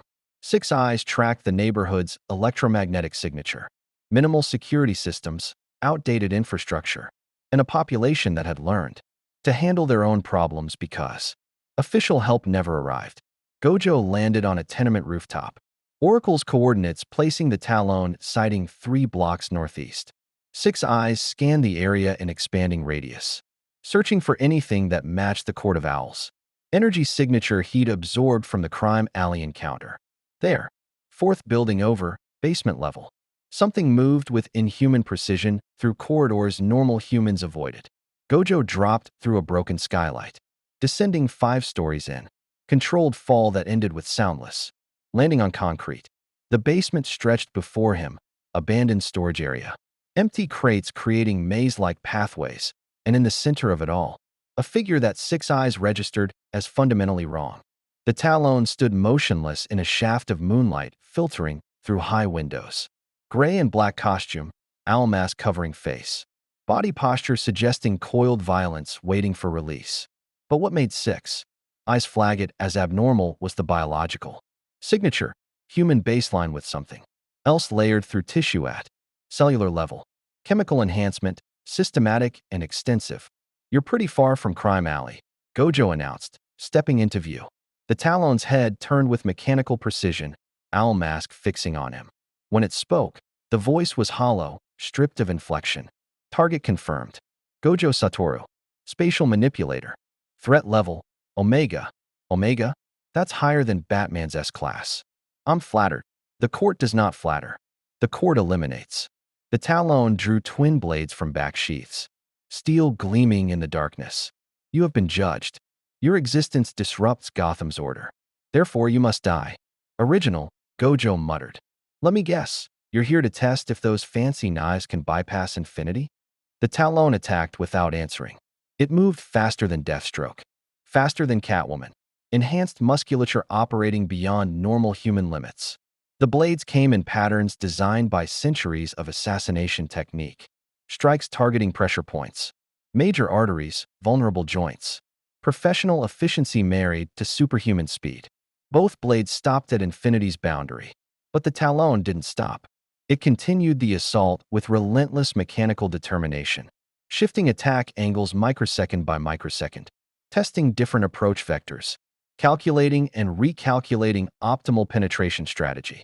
Six Eyes tracked 83 distinct strike variations in the first 10 seconds, each one adapted based on previous failure. Adaptive combat algorithm. This thing was learning in real time. Interesting, Gojo said, letting the Talon tire itself against his defense. You're not just enhanced human. You're running some kind of combat optimization program. Magical? Technological? The Talon didn't answer, but its assault pattern shifted. It began targeting the space around. Gojo rather than Gojo himself. Strikes that carved chunks from concrete pillars. Blade work that destabilized the floor beneath his feet. Calculated destruction of environmental structures. Trying to bury him in rubble. Creative, but ultimately futile against someone who could walk through solid matter if necessary. Gojo raised one hand. Okay, my turn. Blue activated in a sphere 2 meters behind the Talon. The attractive force yanked the assassin backward, pulling it off balance mid-strike.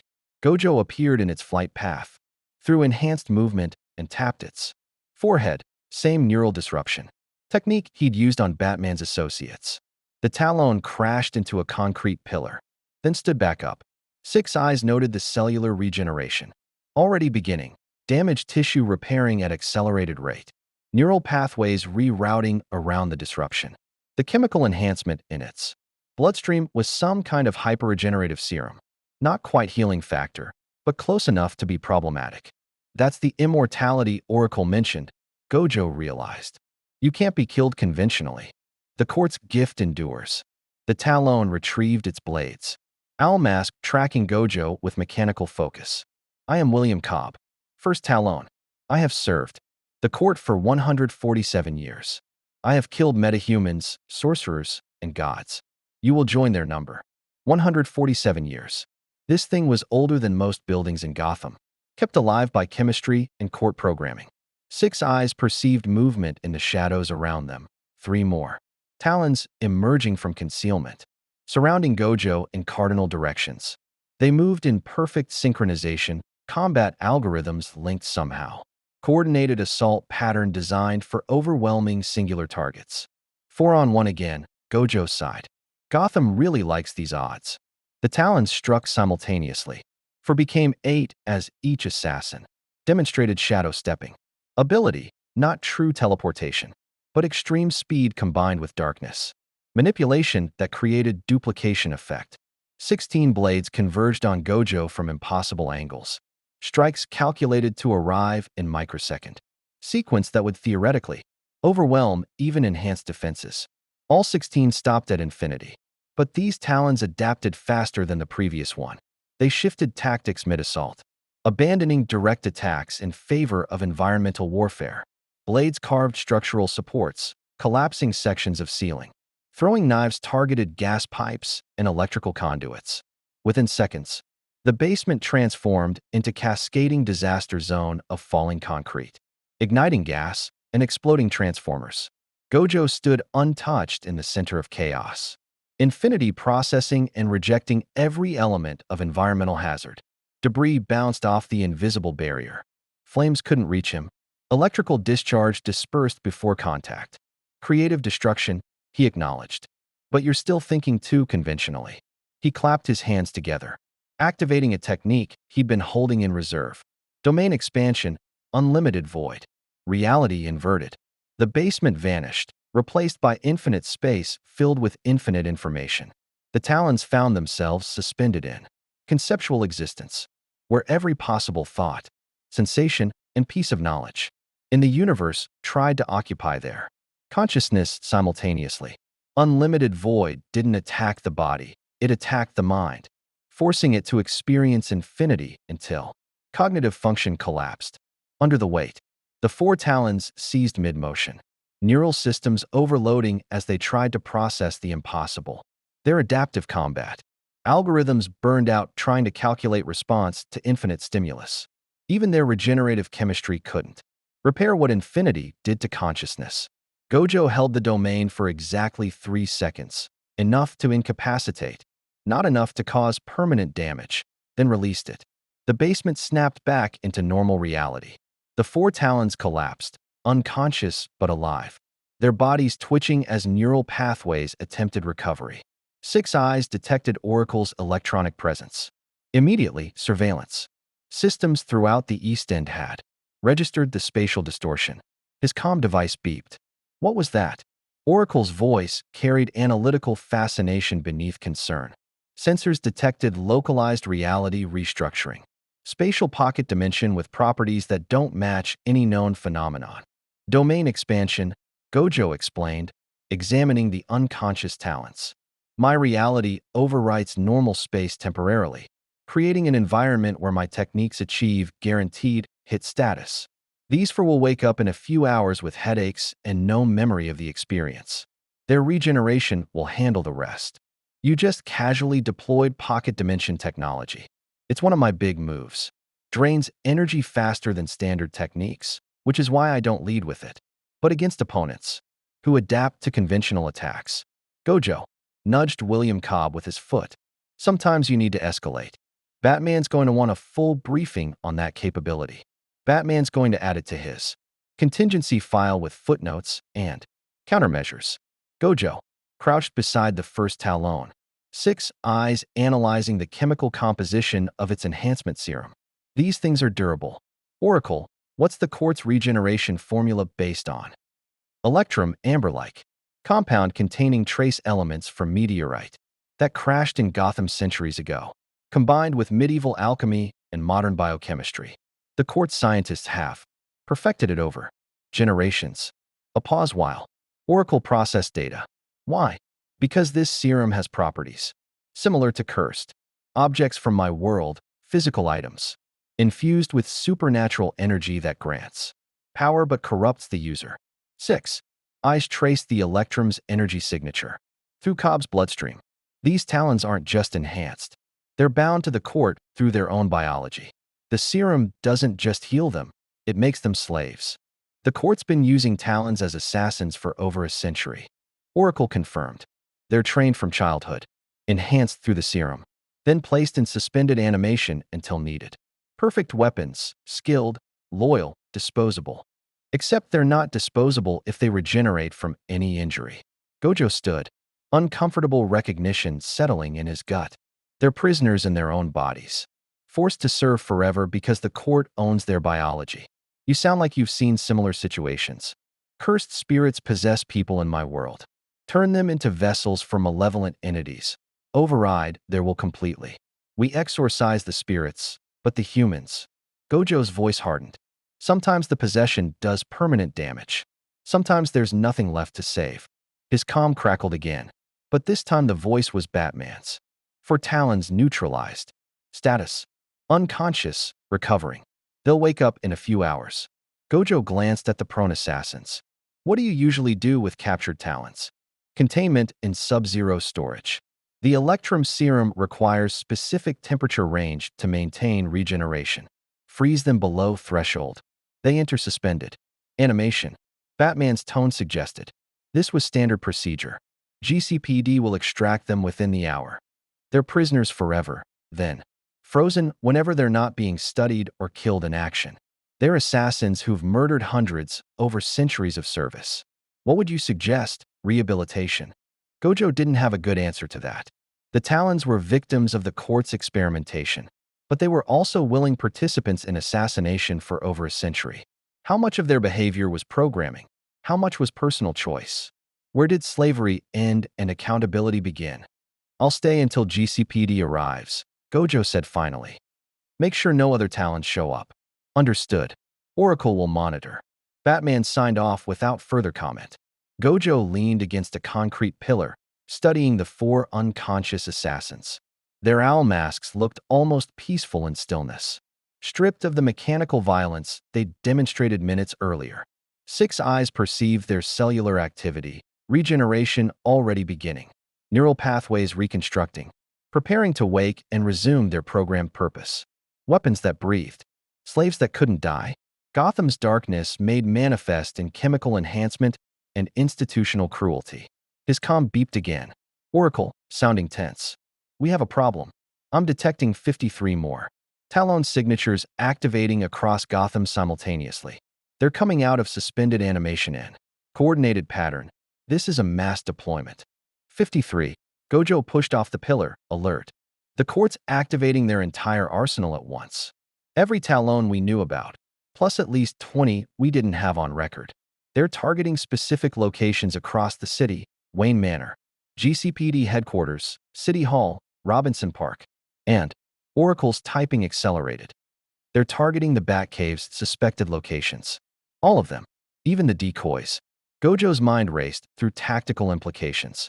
Mass Talon deployment meant the court was either executing long-planned operation or responding to immediate threat. Given timing, they're responding to me, he realized. Batman exposed them 5 years ago, but they didn't mass deploy then. Now I show up, neutralize 4 Talons in under 5 minutes. And suddenly they're throwing everything at the city.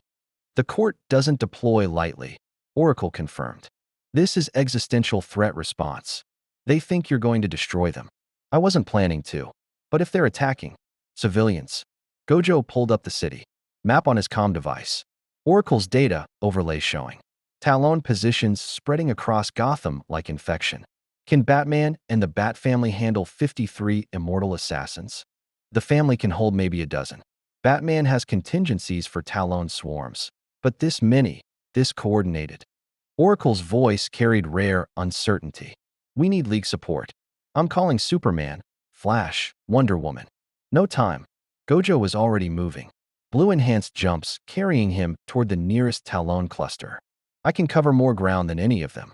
Six eyes track multiple targets simultaneously. Infinity means they can't hurt me. And unlimited void can incapacitate groups without killing them. You'll burn yourself out.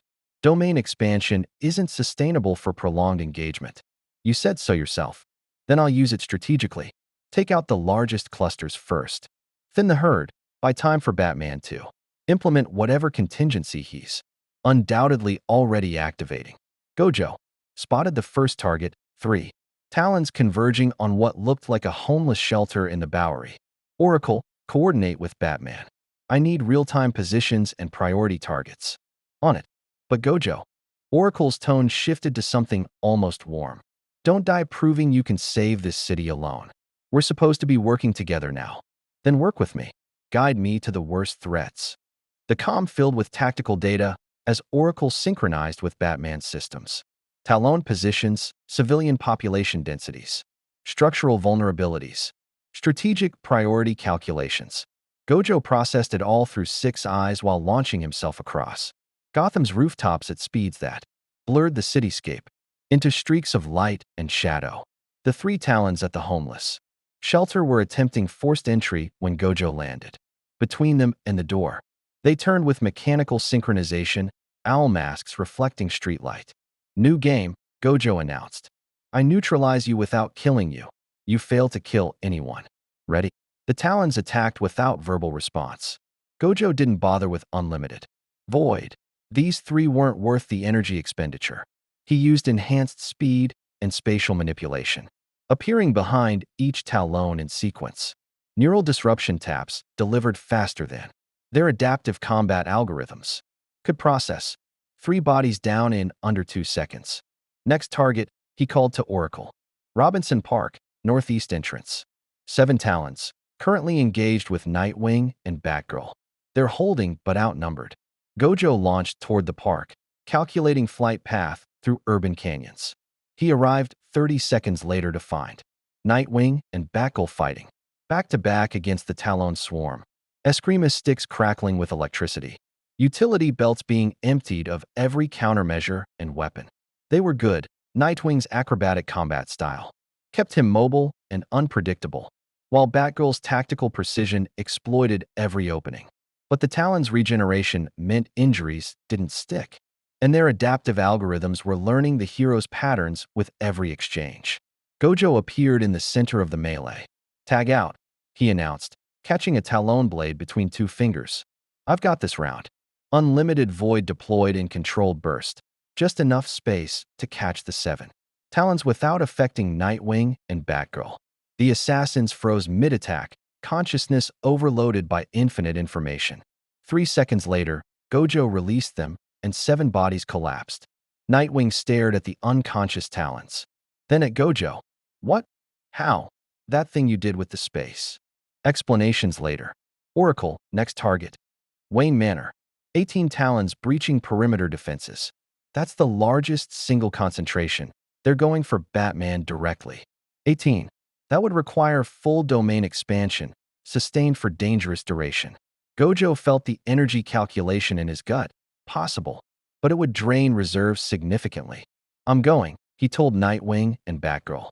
Get these 7 into cold storage before they wake up. Oracle will coordinate GCPD pickup. Wait, Batgirl grabbed his arm, or tried to. Her hand stopped at Infinity's boundary. 18 Talons is suicide even for you. Let us help. You'll slow me down. No offense, but your mobility can't match blue-enhanced movement. And I need to reach Wayne Manor before they breach whatever inner defenses Batman has. Gojo was already calculating jump trajectory. Trust me, I'm built for this kind of impossible odds. He vanished before they could argue further, leaving Nightwing and Batgirl alone with 7 unconscious, immortal assassins and growing. Concerned that maybe Batman's paranoia about godlike power wasn't entirely unjustified. Gojo crossed Gotham in minutes. Six Eyes tracking.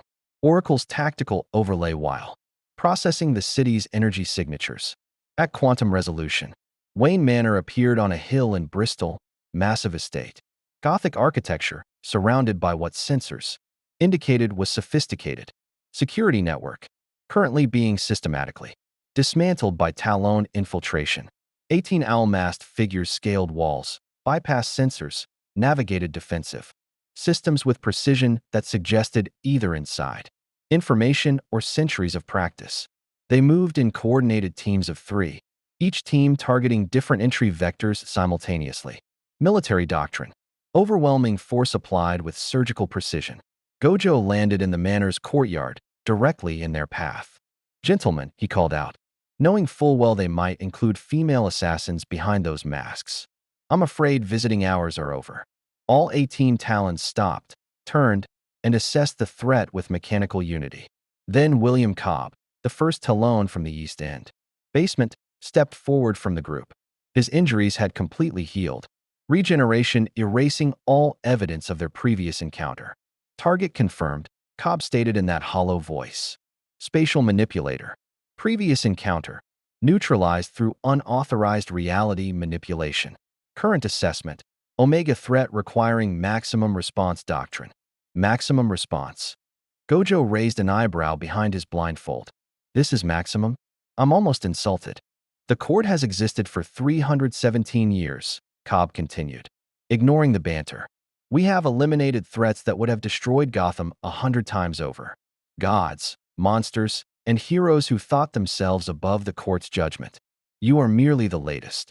And you're slaves who think servitude is purpose. Gojo's tone lost its playful edge.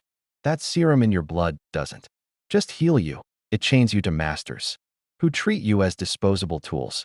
I've fought cursed spirits with more free will than you have. For the first time, something flickered in Cobb's posture, microsecond hesitation.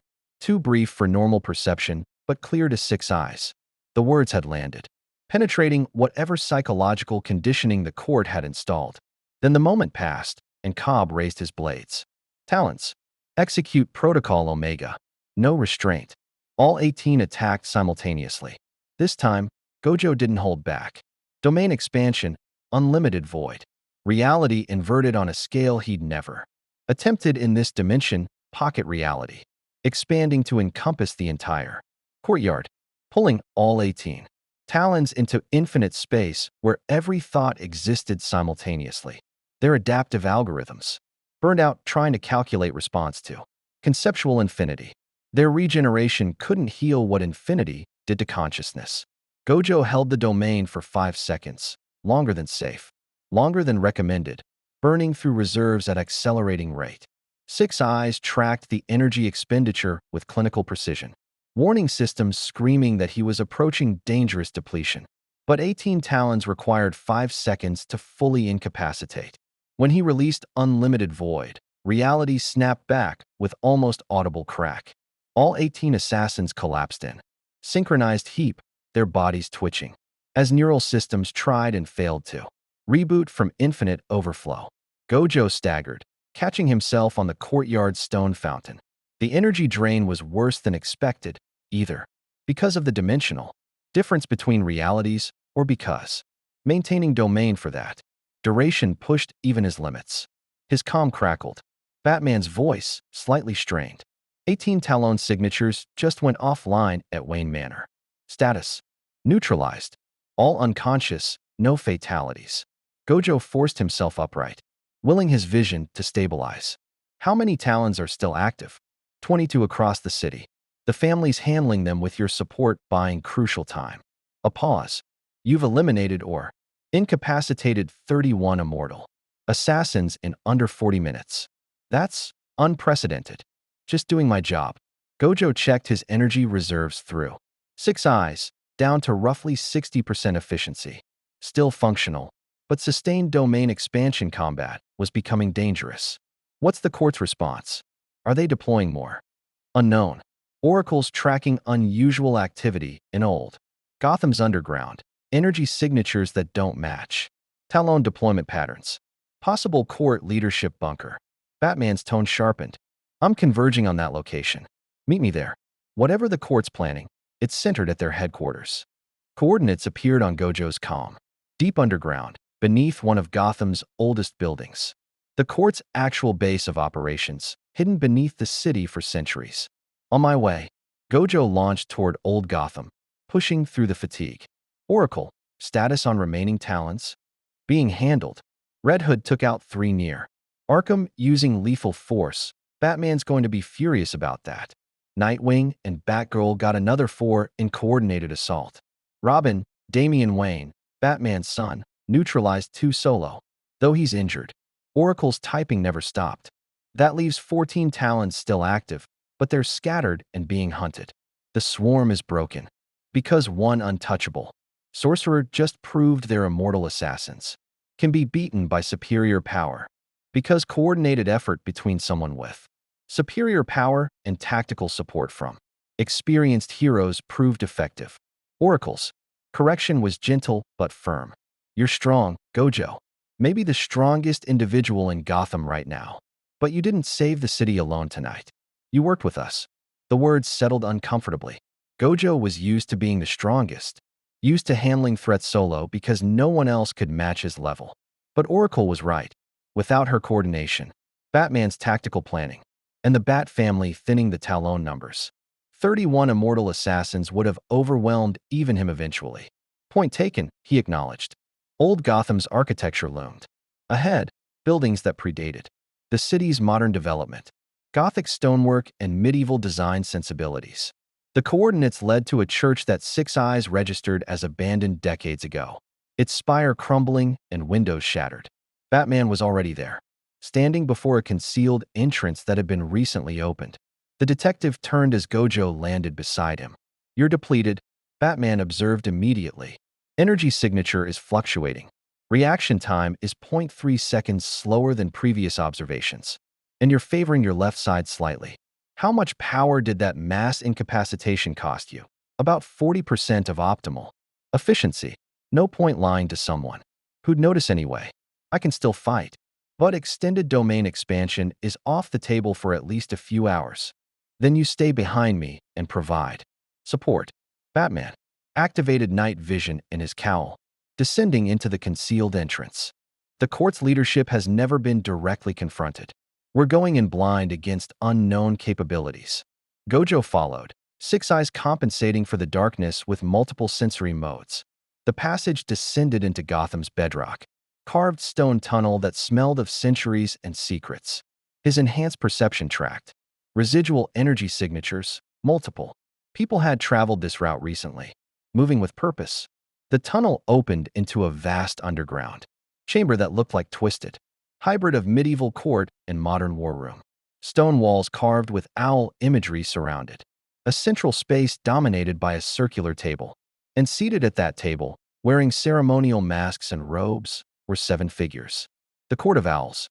Leadership revealed. They didn't react with surprise or fear at Batman and Gojo's entrance.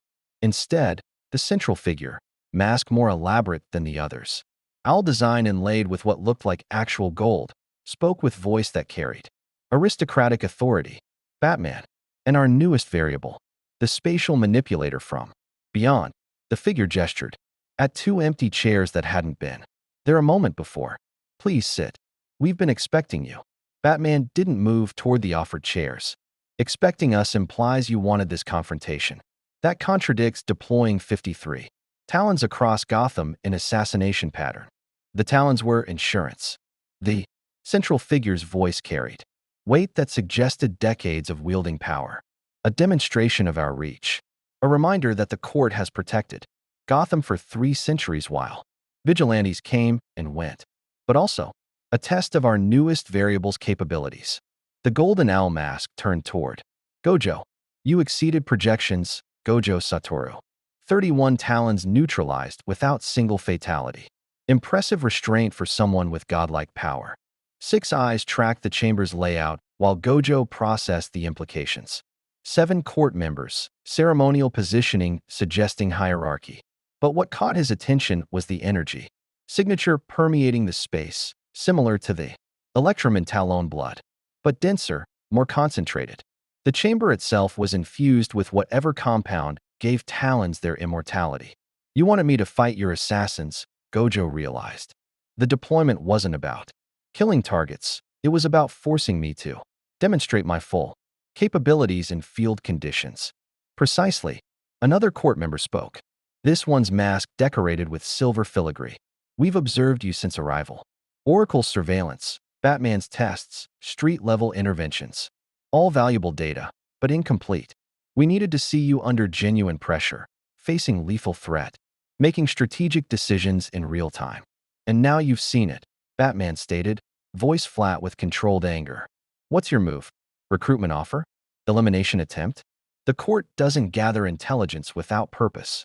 The golden-masked leader stood, robes shifting to reveal something underneath, not weapons, but ornate armor that Six Eyes registered as infused with that same electrum energy. All 7 court members wore similar protection beneath their ceremonial dress. The Court of Owls has maintained Gotham's balance for 317 years, the leader began, voice taking on practiced cadence of prepared speech. We've guided this city through colonial wars, industrial revolution, economic collapse, and superhuman conflicts. We are Gotham's immune system, identifying and eliminating threats before they metastasize into catastrophe. You're oligarchs who murder anyone threatening your power, Batman countered. I've read your records. The artists, reformers, and activists you've killed over the centuries weren't threats to Gotham, they were threats to your control. Control and protection are synonymous in cities as broken as ours.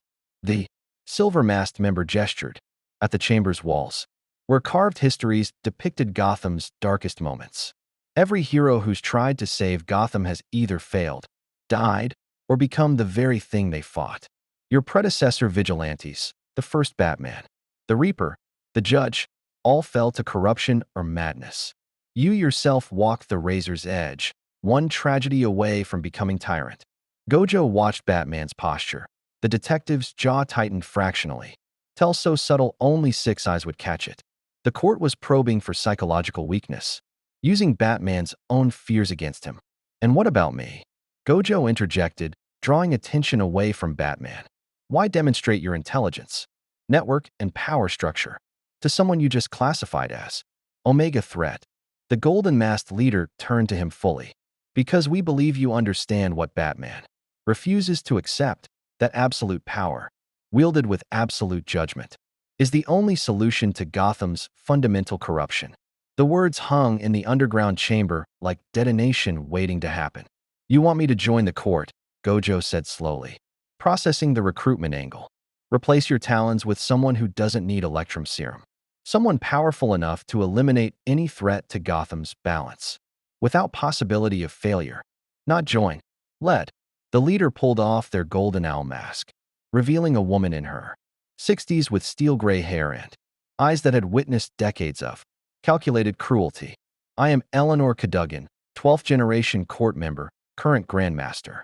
The court recognizes that our time is ending. Batman exposed us, dismantled our infrastructure, turned public opinion against the shadows we maintained. We can either fade into history or evolve. She gestured at Gojo with theatrical precision. You represent evolution, power that transcends our talents, judgment refined through combat against supernatural threats, and crucially, no emotional attachment to Gotham's dysfunction. You can make decisions we cannot, permanent solutions to permanent problems. You mean murder, Batman stated. You want him to kill the rogues gallery, eliminate criminal organizations, execute anyone you deem threatening to order. We want him to do what you're too morally compromised to accomplish. Eleanor corrected. Every time Joker escapes Arkham, people die. Every time you capture him alive and intact, you're gambling innocent lives against your personal ethics. Gojo Satoru could end that cycle permanently in seconds. Six Eyes tracked Batman's vital signs, heart rate elevated, breathing controlled but tense. The detective was maintaining composure. But the court's argument was clearly landing because it was the same argument Batman had probably waged internally for years. That's the first step toward tyranny, Gojo said quietly. Execute Joker today because he's clearly irredeemable. Execute Two-Face tomorrow because rehabilitation failed. Execute every petty criminal next week because they might escalate. Where does it stop? It stops when Gotham is safe. Eleanor replied with conviction that suggested genuine belief. When children can walk streets without fear. When businesses operate without mob extortion. When citizens don't barricade themselves behind locks and prayers every night. The court has maintained order through selective elimination. For 3 centuries, you could achieve the same result in 3 months, with power that makes you invulnerable to retaliation or corruption. Another court member spoke, elderly man whose bronze mask depicted an owl in flight. We've studied your history through Oracle's intercepted data feeds. You protect students, eliminate cursed spirits without trial or appeal, wield absolute power in your reality's conflicts. You already make life and death decisions based on personal judgment. Why is Gotham different? Because cursed spirits aren't human, Gojo said, voice hardening. They're manifestations of negative emotion given predatory form. They don't think, don't choose, don't deserve judicial process because they're not people. Joker is human. Two-Face is human. Even the worst criminals in Gotham are human, which means they get trials. Justice, the whole system. That's the line. A line Batman drew for you, Eleanor observed. Before arriving in Gotham, would you have hesitated to eliminate a threat that had killed thousands and showed no possibility of reformation? The question struck deeper than intended. In his world, Gojo had executed curse users who'd crossed certain lines, individuals who weaponized curses against civilians, who harvested negative emotions through mass murder, who demonstrated both human consciousness and monstrous action. He'd killed Hanami without hesitation during Shibuya. He'd been prepared to execute others if circumstances demanded. Was Joker really different from a curse user who weaponized chaos? Six Eyes caught Batman's micro-expression. The detective was watching Gojo's reaction with analytical intensity, measuring his response to the court's philosophical assault. Yes, I would hesitate, Gojo said finally.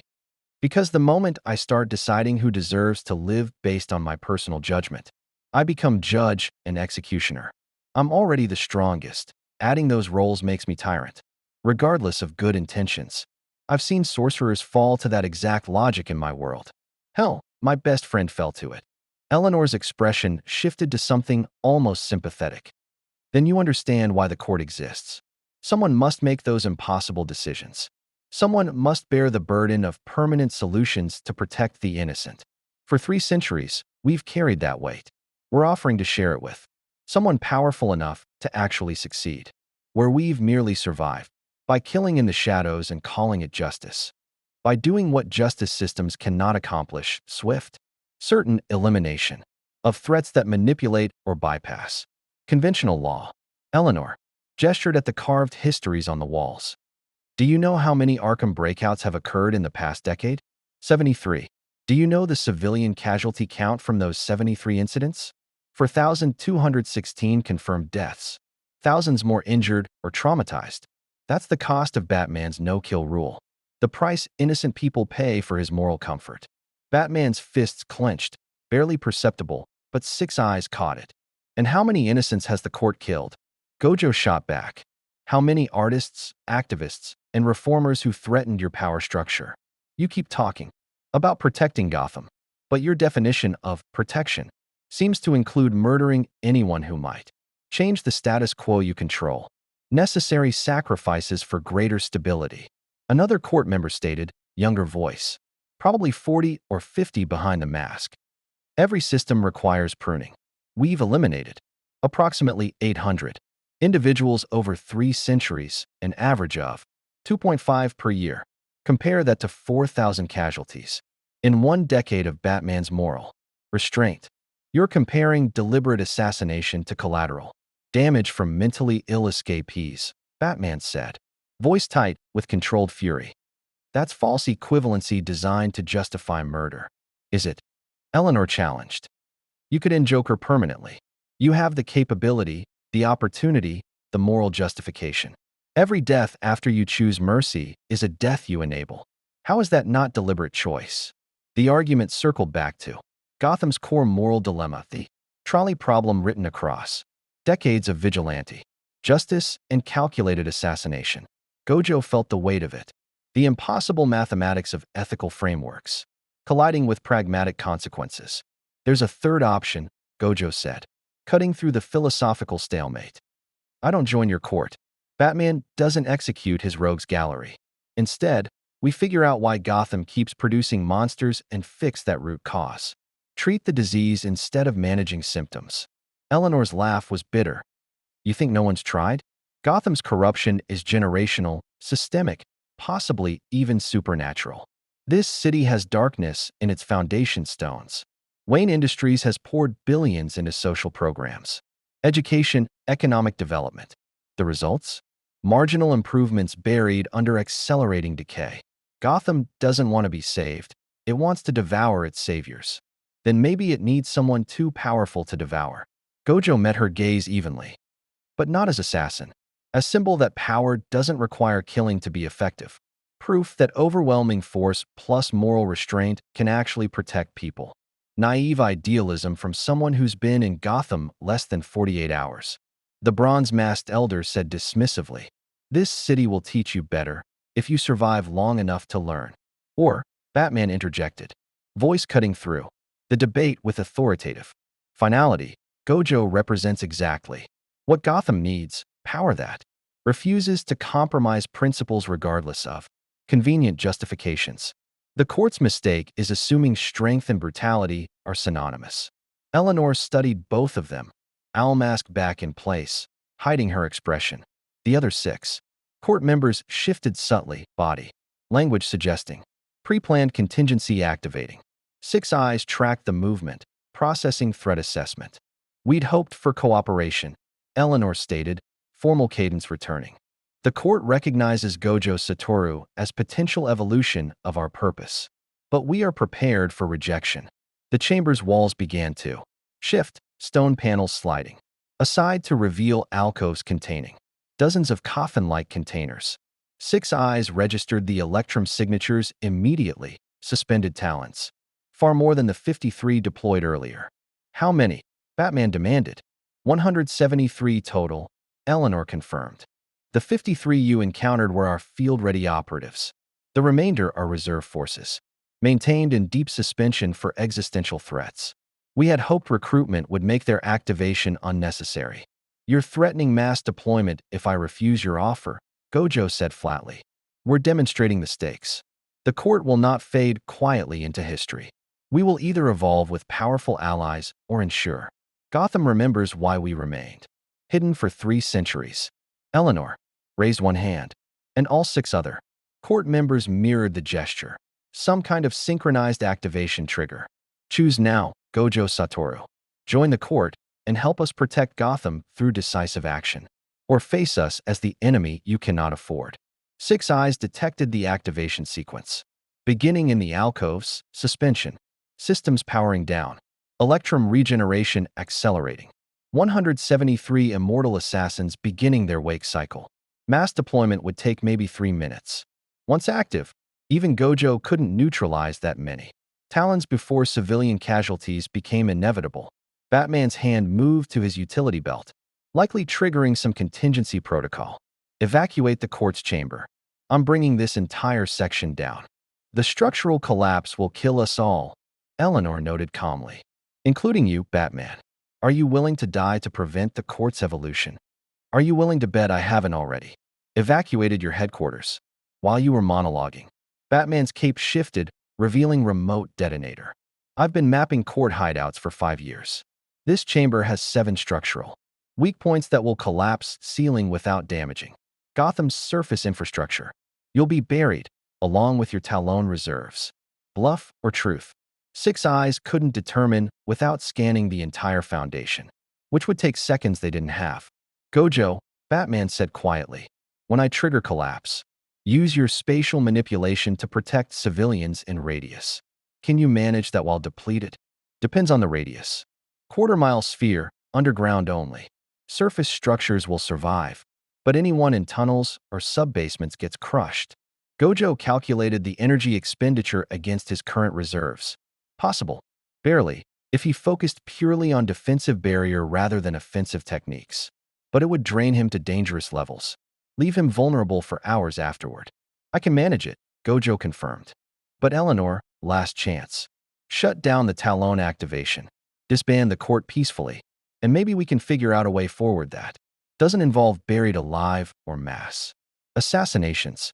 Eleanor stood motionless for 3 heartbeats, court members awaiting her decision. Finally, she spoke. The Court of Owls does not negotiate with threats. We are Gotham's true power, its oldest guardians, its necessary darkness. We will not. Batman triggered the detonator. The explosions were precisely placed. 7 detonations in. Synchronized sequence that collapsed support. Structures without creating cascade failure. The chamber's ceiling cracked, stone beginning its inevitable fall. 6 eyes tracked every fragment, every stress fracture, every ton of ancient masonry accelerating downward. Gojo activated Infinity in expanding sphere, focusing purely on protection. The barrier caught falling stone at its boundary, creating dome of frozen debris that grew larger as rocks continued falling and stopping. 7 court members scrambled for emergency exits, their ceremonial robes abandoned in favor of desperate survival. The Talon alcoves collapsed in cascading destruction, entombing suspended assassins under tons of rubble. Batman grabbed Eleanor by her armor's collar. Grapnel already fired toward emergency shaft 6 eyes had only just detected. You're coming with me for GCPD custody. The court instanite. But Eleanor smiled behind her mask, pulling trigger device from her sleeve. The court never ends. It simply evolves. New explosions rippled through the chamber, not Batman's precisely placed charges, but crude, overwhelming force designed to bury everything. The court's own failsafe. Their scorched earth contingency for capture scenarios. The ceilings. Collapse accelerated beyond controlled. Demolition into catastrophic structural failure. Gojo, Batman shouted, already ascending his grapnel line with Eleanor. Gojo expanded Infinity further, barrier growing to quarter-mile radius as promised. Every ounce of remaining energy focused on one purpose: prevent civilian casualties in underground spaces. The barrier caught tens of thousands of tons of stone, concrete, and earth, holding them suspended through mathematical rejection of their approach. 6 eyes tracked the energy drain: 60%, 40%, 20%, 5%. The collapse lasted 14 seconds. Longest 14 seconds of Gojo's life. Spent channeling power through dimensional principles that weren't native to this reality, holding back Gotham's literal weight through force of will and inherited technique. When the rumbling finally stopped, Gojo released Infinity and collapsed to his knees. The chamber was gone, replaced by massive crater filled with rubble. Batman's emergency shaft remained intact. The detective's engineering, ensuring his escape route survived. Even the court's failsafe. 6 eyes tracked his electromagnetic signature, ascending towards surface with Eleanor in custody. The quarter-mile sphere Gojo had protected showed minimal damage. Underground infrastructure stressed but intact. No civilian casualties detected in scanning radius. He'd succeeded in the defensive objective, but cost was brutal. Energy reserves at 3%. Domain expansion impossible for at least 12 hours. Even basic cursed technique manipulation would be difficult for the next several hours. 6 eyes still functioned, but processing capacity was degraded. Vulnerable. For the first time since arriving in Gotham, Gojo was genuinely vulnerable. His calm crackled, Oracle's voice, tense with concern. Gojo, your energy signature just dropped below critical threshold. What's your status? Depleted but functional. Protected the quarter-mile radius like Batman requested. Civilian casualties 0. Gojo forced himself to stand, legs shaking from exertion. Court members escaped. 6 got out through pre-planned emergency tunnels. Eleanor Cadogan is in Batman's custody, being transported to GCPD. The Talon reserves are buried. Seismic analysis suggests they're trapped under approximately 40 feet of rubble and collapsed suspension. Are they dead? Unknown. Electrum regeneration might allow survival even under that much debris, but retrieval would take weeks of excavation. They're neutralized for immediate future. Oracle paused. You okay? Your vital signs are showing severe exhaustion. I'm fine. Just need a few hours to recover. Gojo started climbing through the rubble, using what remained of his energy for enhanced jumps. What about the other 6 court members? Vanished into Gotham's underground network. They've had centuries to build escape routes. Finding them will take time. Oracle's typing accelerated. But the court's centralized power structure is broken.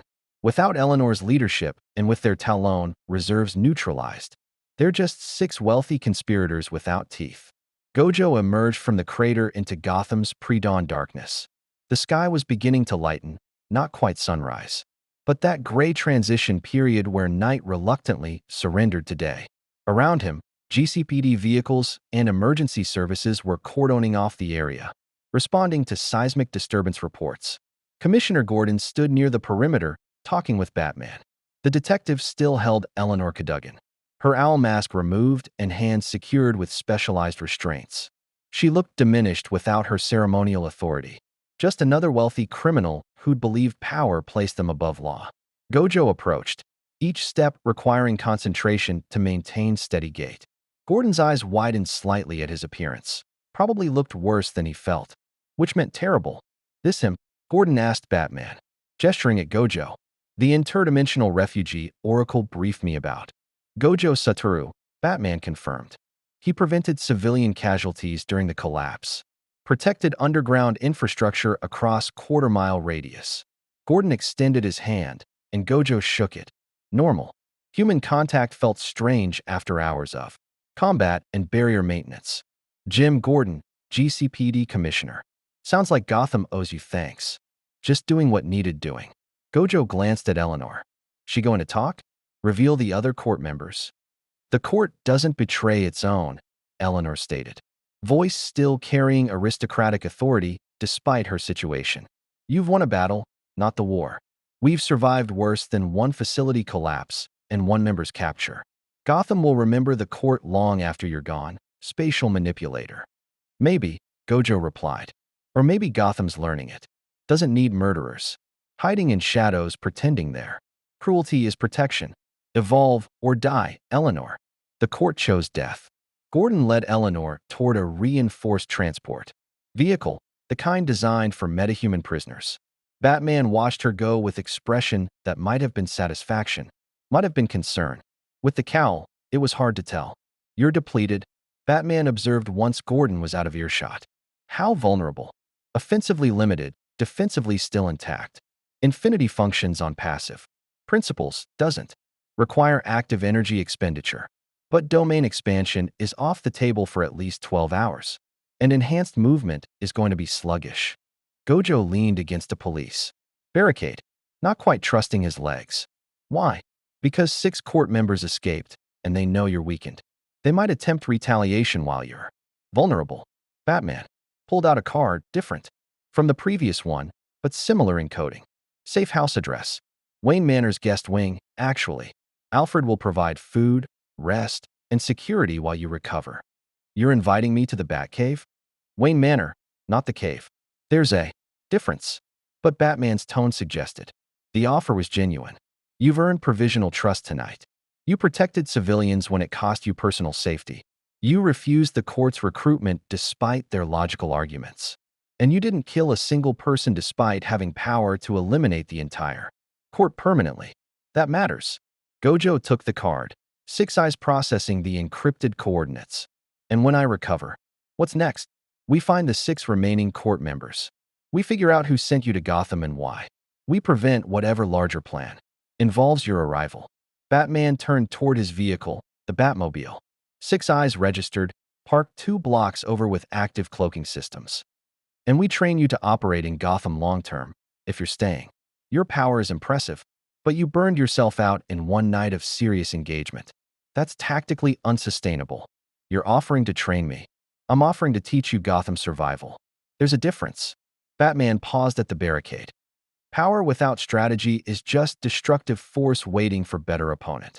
You're strong, Gojo, but Gotham's beaten stronger. Learn why, or eventually you'll join them." The detective vanished into shadows, leaving Gojo alone with GCPD cleanup crews and slowly approaching dawn. Oracle's voice returned through the calm. "I've got a car heading to your position. It'll take you to Wayne Manor. Actual mansion, not the cave, before you ask. Alfred's expecting you. Her tone softened. You did good tonight, Gojo. Really good. But Batman's right about the sustainability issue. We need to figure out how to integrate your abilities into long-term operations without burning you out every engagement. I'm used to solo work, Gojo admitted. In my world, I'm usually the cavalry that arrives to solve impossible situations. Operating as part of a team, managing energy expenditure for extended campaigns. He trailed off, realizing the adaptation required. It's different. Welcome to Gotham, Oracle said with dark humor, where even the honored ones learn they can't do it alone. The car arrived, unmarked. Sedan with driver who didn't introduce himself, but drove with professional competence toward Bristol's wealthy estates. Gojo leaned back in the seat, six eyes tracking the city's morning awakening around them. Early commuters, delivery trucks, businesses opening for another day in Gotham's eternal struggle between hope and darkness. He'd fought 31 talents, protected a quarter-mile radius during controlled collapse, refused the court's offer despite their compelling arguments, and established himself as factor in Gotham's power dynamics. And it had cost everything he had. Batman was right. This approach wasn't sustainable. If he was staying in Gotham, if he was committing to helping this broken city, he'd need to learn new methods. Team coordination, strategic resource management, long-term campaign planning. All the things that came hard to someone accustomed to being the strongest, the one who solved problems through overwhelming individual power. The sedan pulled through Wayne Manor's gates, and Gojo caught his first glimpse of Bruce Wayne's home, massive estate that somehow managed to look both welcoming and defensible. Gothic architecture balanced with enough glass and modern design to prevent fortress aesthetic. An elderly man in butler's uniform waited at the entrance, posture suggesting military background despite his age. Alfred Pennyworth, six eyes identified through Oracle's data. Mr. Satoru, Alfred greeted as Gojo exited the vehicle. Master Bruce informed me you'd require rest and recovery. I've prepared the East Wing guest suite with appropriate accommodations. If you'll follow me. Gojo followed the butler into Wayne Manor. Six eyes automatically cataloging security systems, emergency exits, and hidden passages. But exhaustion was catching up. Even enhanced perception was beginning to lag. Master Bruce also suggested I inform you that breakfast will be served at 9 a.m. Alfred continued, leading him through opulent hallways, lined with family portraits and expensive art. He'll be joining you to discuss coordination, protocols, and strategic planning for the court's remaining members. Does Batman ever sleep? Master Bruce maintains rigorous schedule that prioritizes mission requirements over personal comfort. Alfred replied with perfectly dry British tone. It's one of his less charming qualities.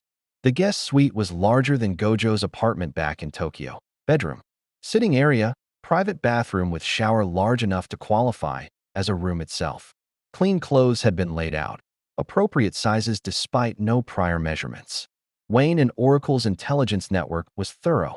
I'll leave you to rest, Alfred said, pausing at the door. If you require anything, there's a call button by the bed. And Mr. Satoru, thank you for what you did tonight. Gotham doesn't often deserve the heroes it receives, but it certainly needed you. After Alfred left, Gojo collapsed onto the bed without bothering to change clothes.